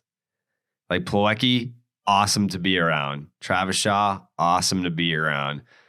Christian Arroyo, super fun guy. Xander is like serious, like get my business, my work done guy, but he's not like an intense Pedroia guy where it's like, I'm going to fucking show up early. And if you don't do this, I'm going to be all over you. Like Xander's just like, hey, like I know what I need to do and I'm going to do it. I'm going to handle my business and like I'll have fun sometimes, but most of the time it's just handling my business and being a professional. Devers, super fun to be around. Renfro, who's no longer on the team. Julio is just like, Julio is a fucking internet commenter who can hit. He's just a fucking big dumb idiot who like he's one of us. He very easily could be one of us, but he just has this crazy super talent to be able to hit baseballs. But he's a regular ass dude. Like there's for a guy that since 2014 or 15 has been one of the most elite hitters in Major League Baseball, could not carry himself more as a normal dude. Like he reminds me of me in some ways where he just like, he's only good at one thing. So he is hyper focused on that one thing. And then when he's not doing that one thing, he's just like a regular weirdo. But like, because he has this insatiable appetite for hitting knowledge, and it doesn't matter what level of success he achieves, he still strives for even greater heights. And then outside of that, he's just a fucking idiot. Yeah. That's Julio. But great dude, funny dude to be around. I love him. But who else is Verdugo? Definitely not serious. Well, I think he's like in-game serious. The other 99% of his life, not. Yeah. There's a lot of Manny there. Renfro, who's no longer with us, he wasn't like super serious. He was just like quiet and to himself. Like it wasn't like an intense, serious focus. It was just like he just didn't talk much. And now, that's. do you think if Pat, let's just say he was a little older, so he got drafted a few years earlier when there's a lot of alcohol in the clubhouse, do you think he would have been more comfortable being around these guys if he could have like socially drank while he was on the mound? I think Pat would have drank himself out of the league sooner if he came in and he was just getting shit faced during games, and then like that was Terry Francona was 11. Now Chicken and Beer was 11. Everyone thinks that Chicken and Beer was 12. Chicken and Beer was 11. Yep. 12 was just a dumpster fire. So Pat gets drafted in 12, and let's just say he gets drafted 1 year sooner, and he comes up under Terry Francona, and he's part of the Chicken and Beer scandal. They would have blamed it on him. They would have been like, that's the guy that said that beer should be in the clubhouse and that we should be shit-faced during games. That's the guy.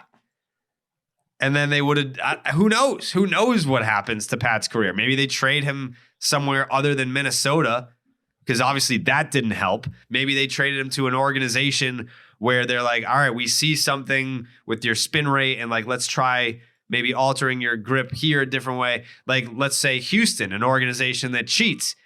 Like, look at what they did with Garrett Cole. What if the Red Sox trade Pat Light to the Houston Astros, and then he already was throwing 100 organically? What if Pat Light is throwing like 103 with sync? Are we talking about like the next fucking Aroldis Chapman? Pat Light, white guy from New Jersey with a drinking problem who throws 103 with sync? How much money would he have today? 90 million? 120 million? Who knows? It's crazy.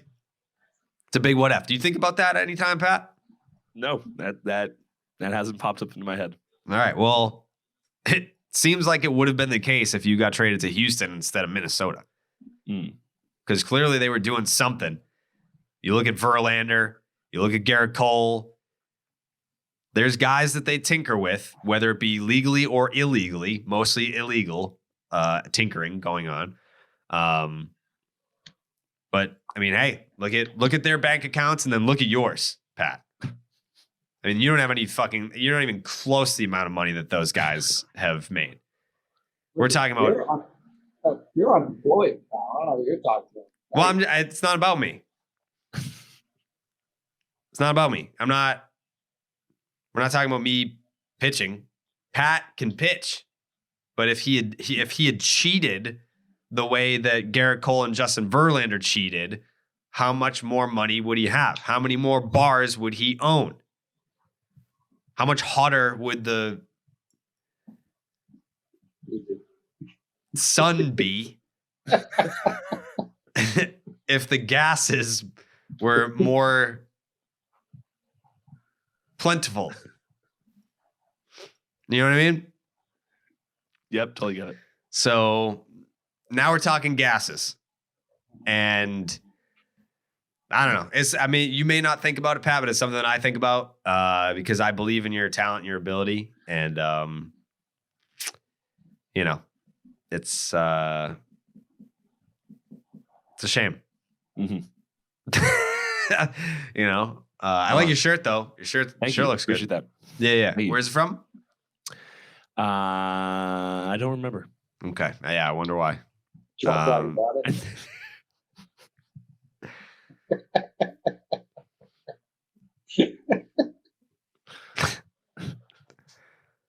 Yeah. Okay. All right. This is a good episode.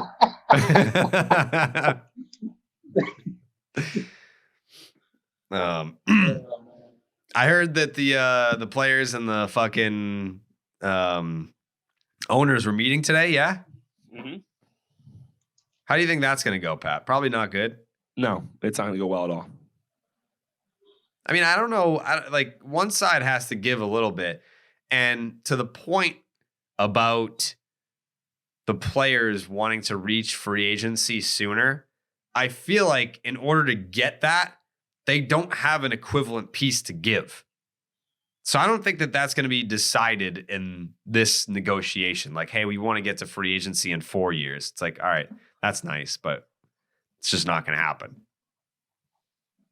No, I don't think it will happen. Look at Coley.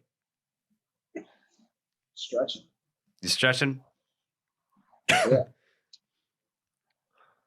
I'm rooting for you. Thank you. Yeah, I don't know what they're going to agree on here in terms of like what's the equivalent of what you can give up and what you can get. What I found interesting, speaking of Verlander, I saw Ben Verlander was talking about this, and he said that 71% of the league is making less than $1 million. So when everyone talks about they're complaining about money and they're millionaires and this and that, it's like, yeah, well, 71% of the league not making $1 million. Is that surprising to you, Pat, or is someone that made next to nothing in baseball, is that not surprising at all? That's not surprising at all. Okay. It's like that 71%? I mean, think about how long it takes you at least 3 years to get over the league minimum. So is the compromise that maybe you're not getting to free agency sooner, but maybe there's extra years of arbitration and you get to arbitration sooner? Is that the compromise? Like if you were a player fighting for more money in this situation, like the average span of a major league career is now shorter. And I think it was like the top tier of contracts, there's like 20 dudes that are making like whatever it is, like 20 plus million. So it's like they have like the elite of the elite salaries. And then there's that next tier. Like there's not a lot of money after the big bulky contracts. And obviously not everyone has a big bulky contract. So if owners are going to tell you, oh, you want to get to free agency sooner? Go fuck yourself. Is the compromise we add more years of arbitration and you can get to arbitration sooner? Probably not. I think it'd be an interesting idea, but if I had to guess, I would say they're just going to raise the league minimum.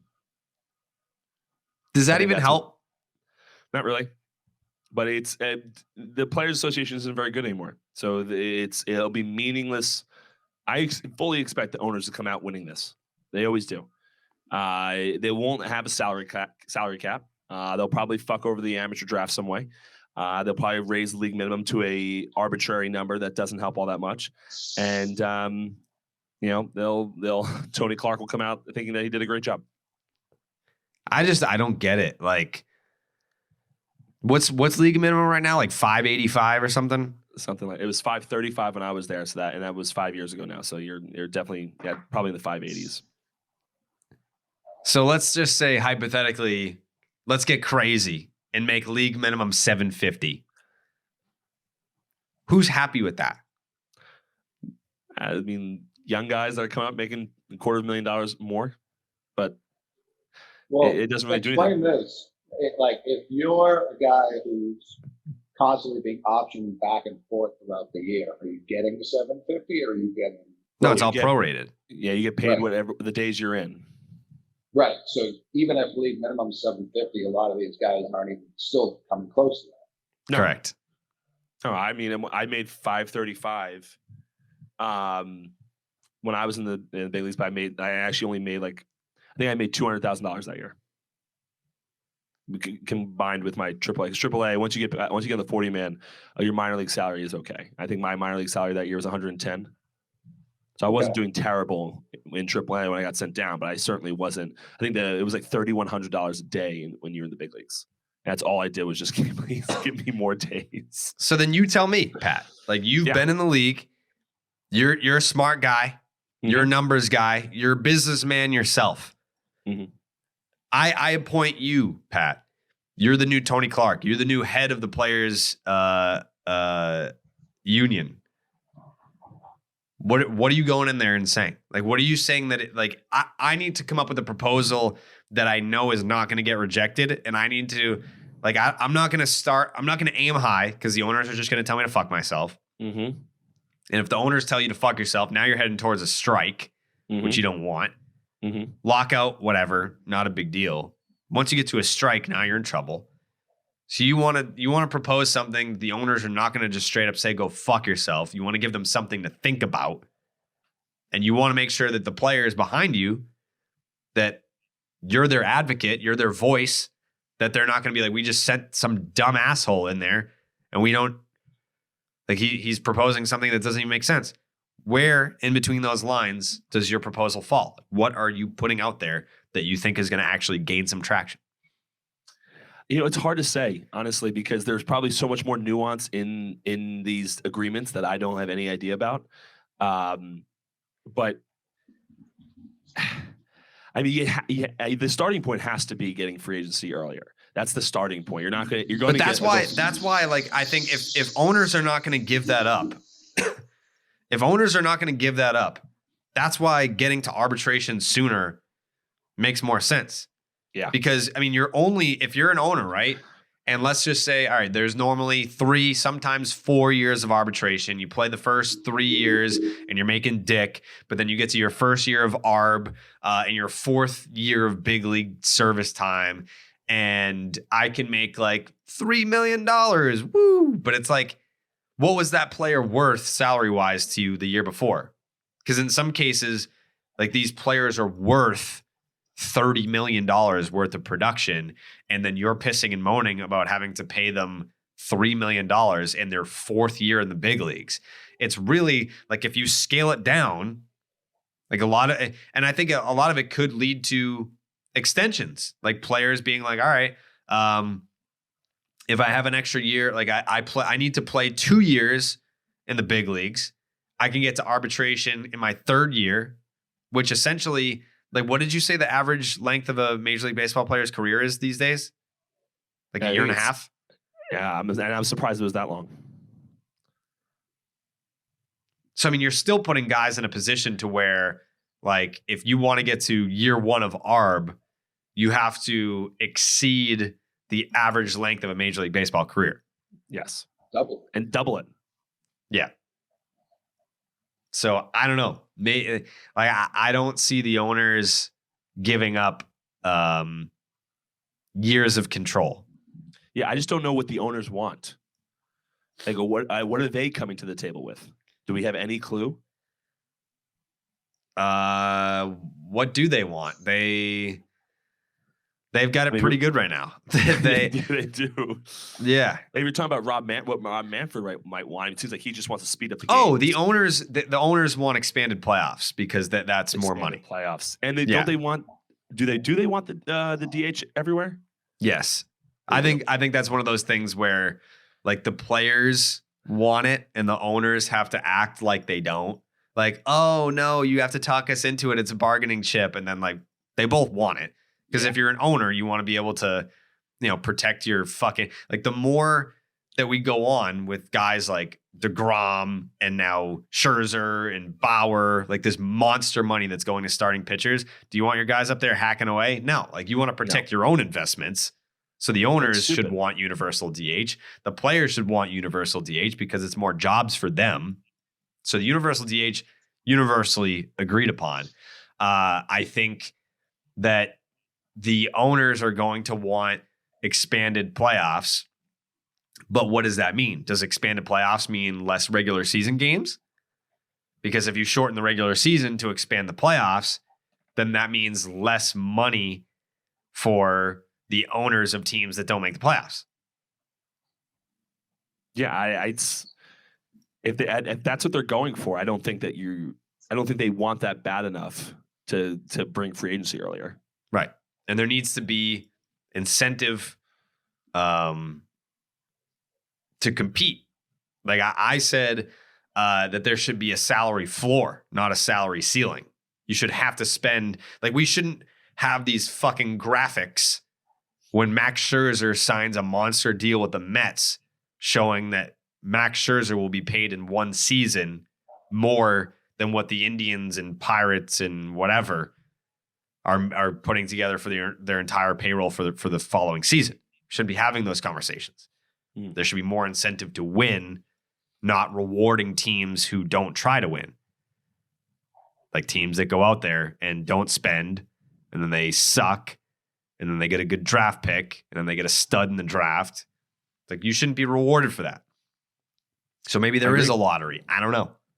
But I mean, is that a real punishment in baseball when you're certainly not guaranteed the best talent with the number 1 overall pick? A lot of times you don't necessarily see that. But yeah, I mean, I like the idea for like, I think that that's a good compromise. If the owners want to keep 6 years of control for a player, fine. Add more years of arbitration. Let us make real money sooner. Because as we're seeing, it used to be that, the prime of a baseball player's career is ages 28 to 32. That's a baseball player's prime. Look around the league. Look at some of the seasons that Vladdy Jr., Fernando Tatis, Juan Soto, guys like that. They're like fucking 22 years old. And what are they worth? If you take their statistics and you convert that to US dollars, what are they providing your team worth-wise? Based on like the market, these are 35 to 45, $50 million seasons worth of production. And you're paying them what? Like 1.2? They're getting chump change compared to the production that they're giving you. So the average length of a Major League Baseball career is shortening. I think the prime of baseball players' careers has scaled downwards. Like you have these guys that can come in and be absolute superstar studs in their early 20s. You don't have to wait until their late 20s. Like have they matured physically to the point where like this is what they are? No. So they're only going to get better. But I know if I'm an owner, if I spend the time to draft and develop this player and call him up and now he's on my team, yeah, I want him to be on my team for 6 years and have control of that player for 6 years. And it's also worth it from like a trade perspective. It's like, all right, this guy came up and he's had, call it 4 years to establish himself in this league. And now I can trade 2 years of control for this player. And he's still in his prime years. So yeah, I don't know. I would add arbitration years, Pat. That's what I would do. I think it's a solid idea. Yeah. Just makes sense. Everyone's happy. You get to keep your years of control, and the players get to make real money sooner. And they've been complaining about this for a while. So, and rightfully so. Rightfully so. Rightfully so. Empty the bench real quick. Coley's in Cuba.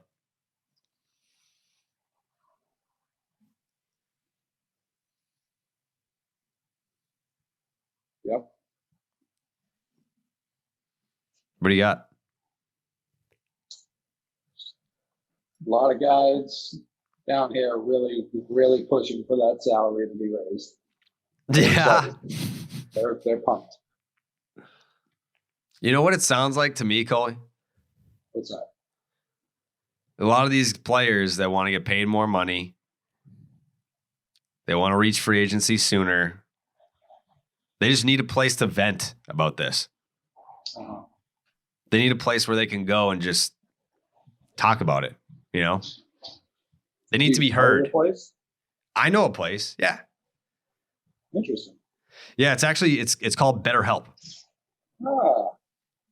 Yeah. BetterHelp is, it's online therapy, and Section 10 is sponsored by BetterHelp.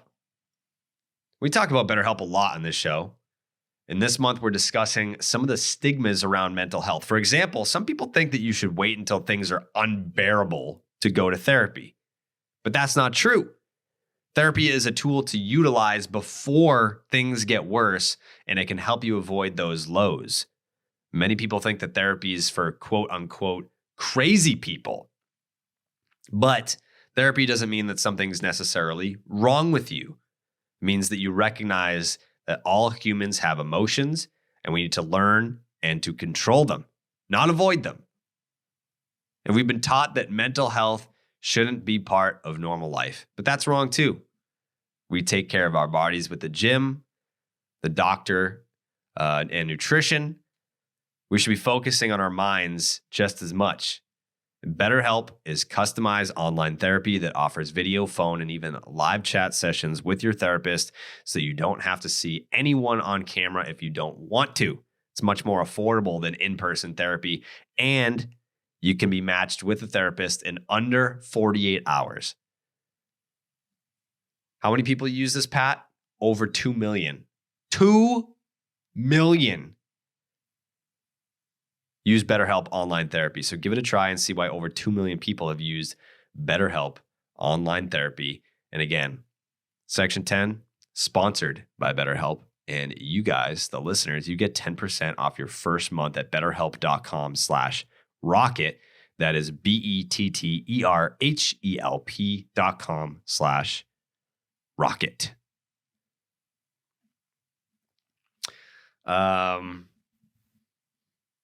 Jackie Bradley was at Fenway last night.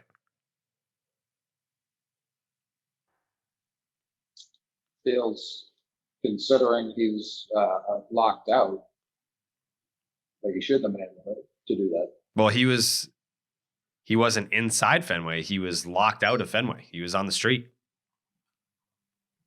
Just saying. Yeah, I mean, Try to make sure, as an unaffiliated member of the team, I would just like to make sure we're not bending any rules. I mean, could you, if you wanted to, walk outside of Fenway on Old Jersey Street? Is that something you could do right now? And I'm unaffiliated, so yes. But you are affiliated. But I'm unaffiliated. You're unpaid. Unpaid, unaffiliated. I think you're unpaid affiliated. Whose side are you on? I'm on your side. I'm on the side. Sounds like you're in Manfred's pocket. No. I'm on the side of the truth here. And I'm saying that you're unpaid, so you're unpaid, so you're not, an employee of the organization. Unaffiliated. But you're definitely affiliated with the organization. I think as someone like yourself who's also unpaid, unaffiliated. Oh, I'm very much affiliated, I feel like. With Barstool? Oh, no, I'm not paid or affiliated. Right. So you get it. Yeah. Contract update. No update. I think we were supposed to meet on Monday, got pushed to Tuesday. We're supposed to meet on Tuesday, got pushed to Wednesday. We're supposed to meet on Wednesday, and then that just got pushed to today. What's today? Thursday? Thursday. Maybe they talked today. Maybe they didn't. I don't know. Love that. I have no idea. Maybe. So. Jared's locked up. I'm locked out. I'm very much locked out. Yeah, I have no idea what's going on with my future, but I'm still, I'm locked out, but I'm trying to get in, you know? Yeah, I mean, the players are. Yeah. So hopefully, like people think that like it's some big ruse and I'm just biding my time to make this grandiose announcement. And I'm like, hey, buddy, I don't got the answers. I don't even know. I don't know what's going on. Unpaid, unaffiliated. Just the McMahon down in Havana, Cuba. Mm-hmm. Is Louis Tion down there? Did you see him recently? I don't want to say too much. Okay. Because I think he might be. He is affiliated. He is affiliated, yeah. So, Right. Yeah, that's. Is he a team employee right now? If I want a sandwich, I have to go to someone else. I can't go to LT. Okay. Hey, Pat, is there a reason why you're muted, or is there something going on, or No. Well, I mean, there's no background noise where you are. I mean, there's tons of background noise where Coley is, and he's unmuted. I hear the background noise that Coley has, and I'm just making sure that I don't have any for you guys. Well, you're in your apartment by yourself, so I don't know why there would be any noise. Definitely in my apartment by myself. So I just double check. I live in a city, so I want to make sure that nothing's getting up to into the floor that I live on. Got it. That's good. Here for the pod. Here for the pod. Do you have any Pat's piece this week? No, my piece was the story with Jon. Ah, yeah. Former teammate Jon Lester. Yeah, former teammate. Well, no. Unless you count me being in the minor leagues and being in the big leagues. Yeah, you guys shared an organization. Yeah. Former guy you stood quietly next to. Very quietly. Yeah. Yeah. That counts, right? Does that count, Coley? Definitely. Yeah. You guys are just like in different departments. That's like me saying that like, oh, like the person on the sales floor isn't a coworker.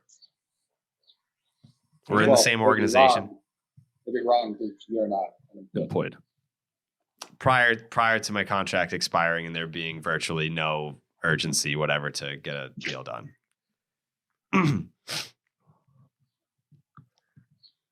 Yeah. Prior to that. Yeah.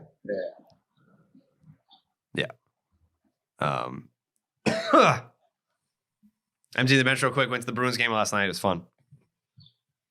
Jerry Pucks. Yeah, I saw some hockey last night. Bruins won the game, and I had fun. Little hat trick. Yeah, I mean, I was saying that maybe 20% of the Bruins games I've ever gone to in my life, I've seen a hat trick. Love that. I saw like a Nathan Horton hat trick. I saw like a David Krejci hat trick. Bergeron maybe, and then last night was Marchand. That's for a guy that doesn't go to a lot of. That's like basically seeing like a 3 home run game. Like you've been to like 12 baseball games in your life, and someone hit 3 homers in 4 of them. It's crazy. It's insane. Like I want to see a statistic on like how common is a hat trick in hockey?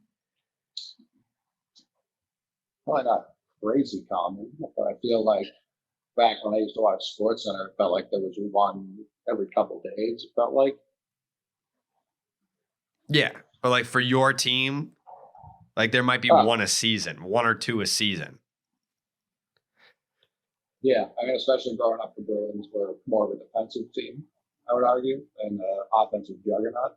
Yeah. You know me, I love my fucking puck, baby. I have an insatiable craving for puck. You know? Love that rubber. I feel like, and people are going to get mad, but I feel like if I had grown up fortunate enough to afford hockey, I probably would have been in the NHL. Like the fourth best player of all time. Do you think so? Not like first, second, or third. I'm pretty sure all of those guys aren't from America, but easily the best American. Yeah. Like easily. How's your cardio? My God, that's the one thing I've always had, even as a larger person, just always great cardio. Yeah. That's why you keep pumping out kids. This guy's cardio is unbelievable. Right. Who was I saying that to? I said that last night. I was like, I can see Coley being a dad that has like 5+ kids. Oh boy. I'm gonna need them to not give you a contract so I can get the money they're going to give you if I'm gonna have that many kids. Yeah, I think you're gonna eventually have like a stable of children. It's possible. It's certainly possible. Mm-hmm. Mm-hmm. I mean, I'm halfway to a stable at this point. You could argue. Right. Pat, what about you? You think you're gonna have kids someday? You're obviously doing a lot of fucking. You doing it without You're doing it without any condoms. You use what is it? Contraceptive? Is that what they call it? Mm-hmm. Do you use condoms, Pat? Yeah. Yeah, you do. That's good. I don't like that reaction, Coley. I'm just disappointed. What are you disappointed in? Yeah, I get anti-religious. I'm very religious. Well, not to use condoms. Yeah. It's a sin. It's a sin to use condoms? In some people's eyes. Like myself, very religious. Yeah. So you're supposed to only have sex to have kids. So you can't put something on that would stop that from happening. Right. That's why I don't. All right. You plan on having any kids anytime soon, Pat? No, not anytime soon. No. Okay. I'm a single man. Do you think you'd be a good dad? Huh? Do you think you'd be a good dad? Tremendous dad. Part of being a dad's waking up early. That's true. I was up at 8:15 this morning. What'd you do when you woke up? We got some coffee. Yeah. Mm-hmm. Anything else? Empty the bench real quick. See you guys later. Bye, Coley. Have a good vacation. Okay. Coley's gone. Yeah. Would you got coffee and then what happened? I came back here to set up for the podcast. A podcast that I did not know we were interviewing Jon Lester in. I told you we were interviewing Jon Lester. I thought it was a joke. You thought it was a joke. I based off of Coley's reaction, yes. What did Coley say? He said hard pass. That was the joke. So, but I thought, you know how Coley insulted Chris Sale. Mm-hmm. I thought maybe there was something there as well. That's why he said hard pass. Mm-hmm. And I just like, okay, this must be like an inside thing that I'm not aware of. I said, I think we have that Lester dude next week. Coley said hard pass. And then I said tomorrow at 11:30. Jake said Lester. And I said Lester. And then fucking you just think that this is one big gag to pull one over on an old Pat. I didn't think you were trying to pull anything over on me. I just thought it was something I was not aware of. Do you know what fucking podcast you're on, Pat? Yeah, I'm aware. You think that if Jon Lester retires, we can't get him on within the next 24 hours after he retires? I did not say that. Do you know what fucking podcast Dustin Pedroia was on the day that he retired? Mm-hmm. Which one was it, Pat? This one. Yes. Mhm. Yes. Mhm. You know what podcast David Ortiz is going to do when he gets into the Hall of Fame on the first try? This one. This one. Yeah. Uh-huh. This one. Mhm. This is the big leagues, Pat. Mhm. Strap the fuck in. I'm here. Okay. I'm here. Okay. Emptying the All bench right. real quick. Empty the bench real quick. You guys, Nah, I don't have anything. yeah. You don't have anything to empty the bench with? No, I just wanted to move on from that topic. I can't believe you thought that I was joking. Can't believe you thought that. Well. You think this is a game? Okay. Everything's just a big game to you, Pat? Huh? Everything's just a big, just yucking it up with Pat. You know? Mm-hmm. What are you doing this weekend? What are you doing this weekend? I'm not really sure. I might be hanging out with our friend Marty. Marty just texted me while we were on the pod here. Wants to go out tonight. That's I have dinner. I have a dinner I have to attend, and then possibly have a beverage or two with Marty. Yeah, I'm sure it's going to stop at 2.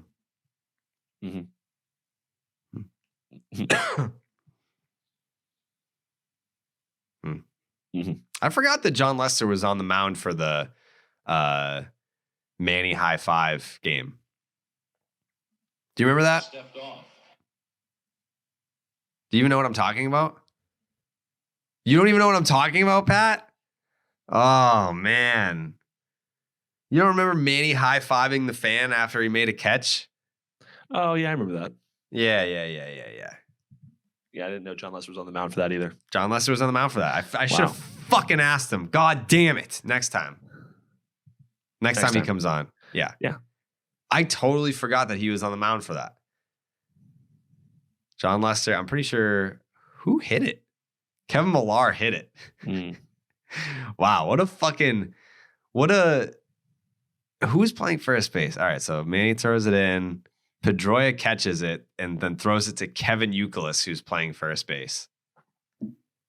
What a fucking combination of Red Sox greats. Kevin Millar at the plate, Jon Lester on the mound. Millar hits it to Manny in left field, who high-fives the fan, who throws it in to Dustin Pedroia, who doubles off the runner at first base, which is where Kevin Youkilis is standing. It's crazy. Crazy. I can't believe that doesn't blow your mind. Jake, does that blow your mind? I've always thought it blows my mind. I think high-fiving a fan and then being able to double up someone on the exact same play is just unbelievable. Yeah. It was 2008 in Baltimore. I thought it was also crazy that Jon Lester's numbers with the Red Sox and the Cubs were basically identical. He had a 3.64 ERA with both teams. And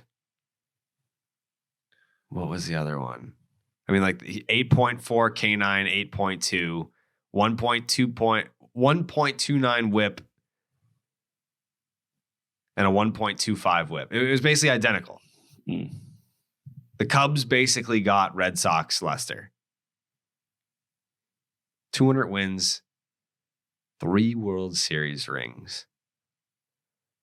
What a career. What a career for Johnny Lester. Pat, you have any other thoughts? No, all set. I will say it is a little crazy that I was not lying at all in my Jon Lester story. That my literal goal was to say a single word to him, and it took me 10 years to do it. You just wanted to say a word. A word. I wanted to speak to the man. This was 2014? I believe so. 2014 or 20. It had to be my second spring training. I don't think it was my first. Because by then he already had 2 rings. I don't know who else would have been like the guy. Like Beckett. Beckett was already gone by 14. Mm-hmm. Clay was still there, but I can't imagine he would have been someone that you would have been like, oh my God, I need to talk to him. Clay Buchholz? Yeah. Yeah, no. Nice guy, though. Played golf with him a few times. Super nice guy. Super nice guy. Yeah. That's That's on my list. I'm going to you know what, Jake? I'm going to start a running list of things that I want to accomplish in 2022. Getting Clay Buchholz on this podcast is one of the things that I want to do in 2022. Put it on the list right now. Put it on the list. Get Clay Buchholz on Section 10. Boom. I feel like we're right there.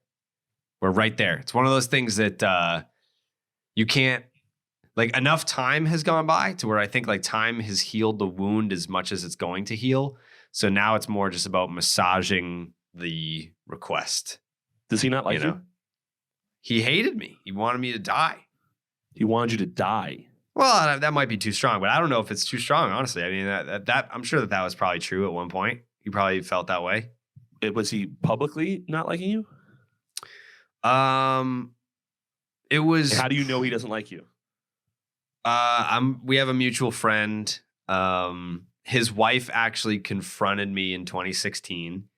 I think it was David Ortiz's last Fenway Park home run. He hit a home run, and like everyone was celebrating, and his wife came over to me and was like, "I just want to put a face to the name." And I was like, "Excuse me?"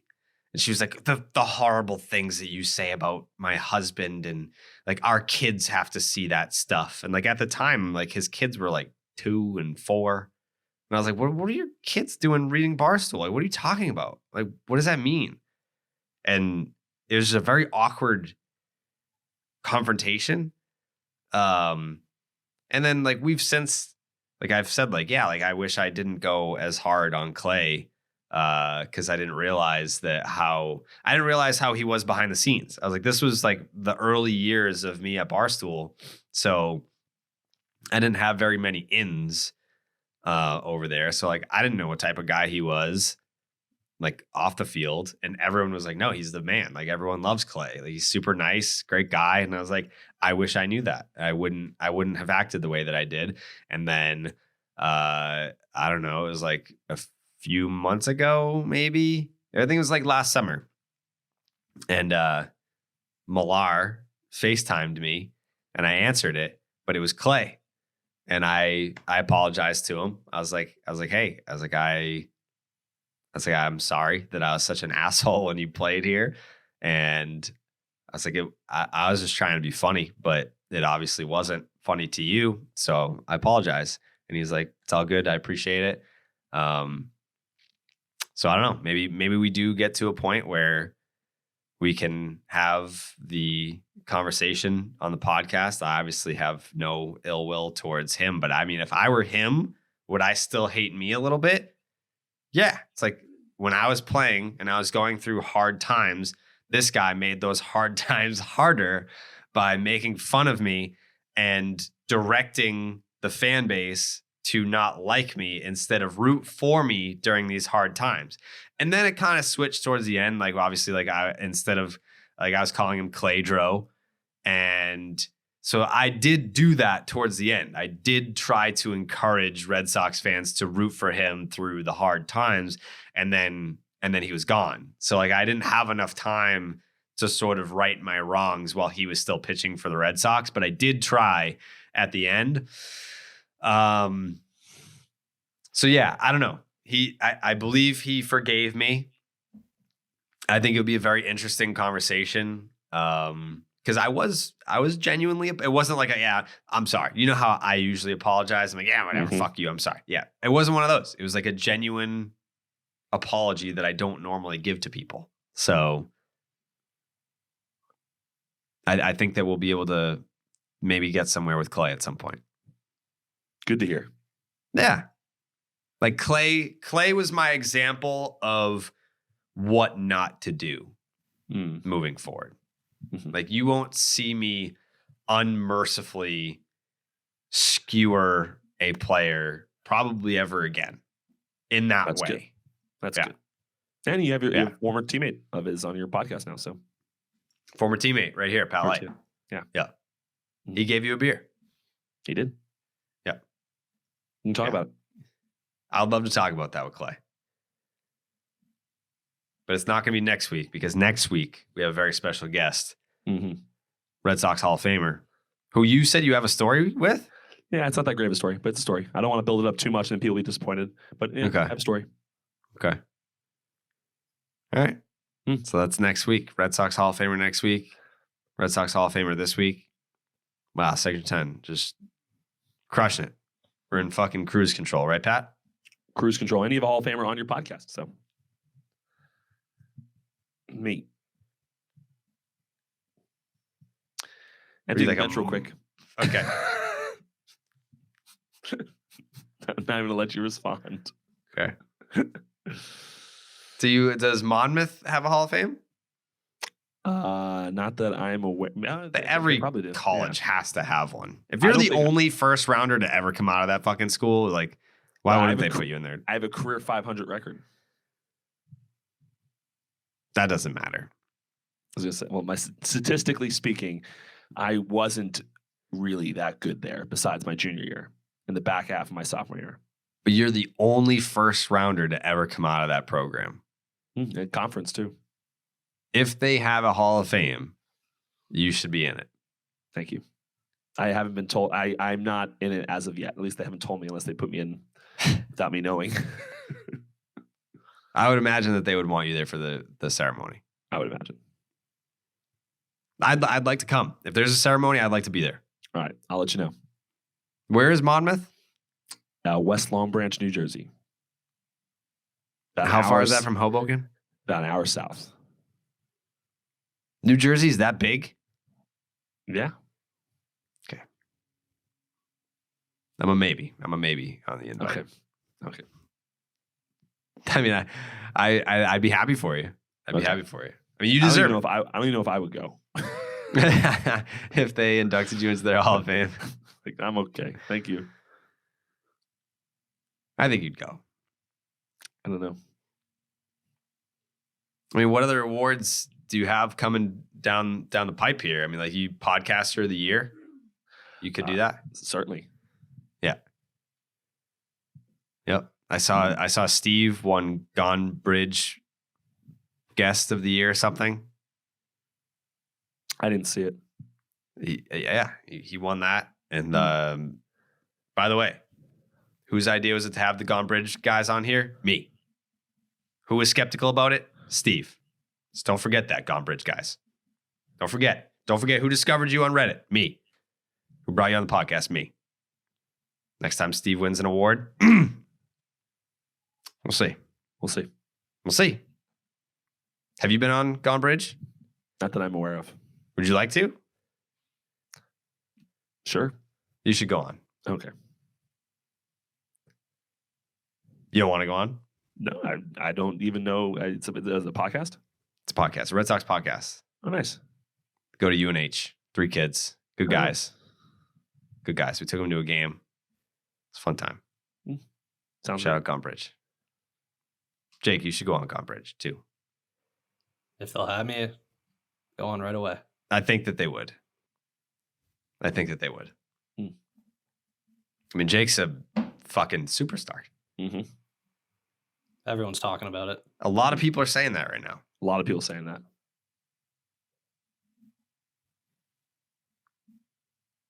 Empty the bench real quick. I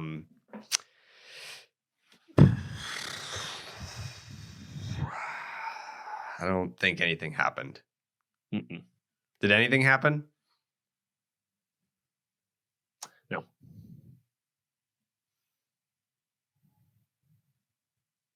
All right.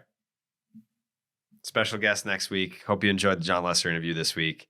And we'll fucking see ya. Oh, yeah, by the way, people that keep asking, the Section 10 YouTube episode, Thursdays at 8 p.m. Thursdays at 8 p.m. That's when it drops. Podcast in audio form, iTunes, Spotify, wherever you get your podcasts, that will drop just when it's done, when it's ready. But the premiere of, if you're now down with the YouTube channel, which I am, admittedly, I've went back and watched these. I think it's fun. It's fun to watch them. Thursdays, 8 p.m. Eastern. Right, Jake? On the dot. On the motherfucking dot. Pat, any final thoughts? Nope. All set. Pat, you seem to be in a hurry. Is there somewhere that you need to be right now? No, What's up, dude? I can sit here all day. What's going on? No, I can sit here all What day. do you? The second you close your laptop, what are you doing? Probably gonna make some food. Ooh, okay. I'm hungry too. Yeah, I'm starving. Yeah, I'm very hungry. Jake, you hungry? So hungry. All right, let's go get some food. All right. And Let's do it. all right, but I'm gonna FaceTime you after this, Pat, because I want to make sure that you're. I want to make sure you're getting food. That you are gonna FaceTime me. All right, you're gonna. I just want to make sure that you're eating healthy. That's what it is. Of course. Yeah. You're always looking out for me. I always have your best interest in mind. Always. You're my number one priority right now. Because, when certain things, Pat, when certain things get taken out of your life that may have been a top priority and now they just are not a priority at all, that means that some of the other things scale up, right? So if it's a conveyor belt of priorities, that means that Pat is just like, boop, boop, boop, boop, boop, one of my top priorities now. Mm. You know what I mean? Yep. All right. We'll see you next week. And Pat, I'll see you in 20 seconds. Can't wait. Yep. Okay. All right. All right. Bye. Buenas noches, amigos.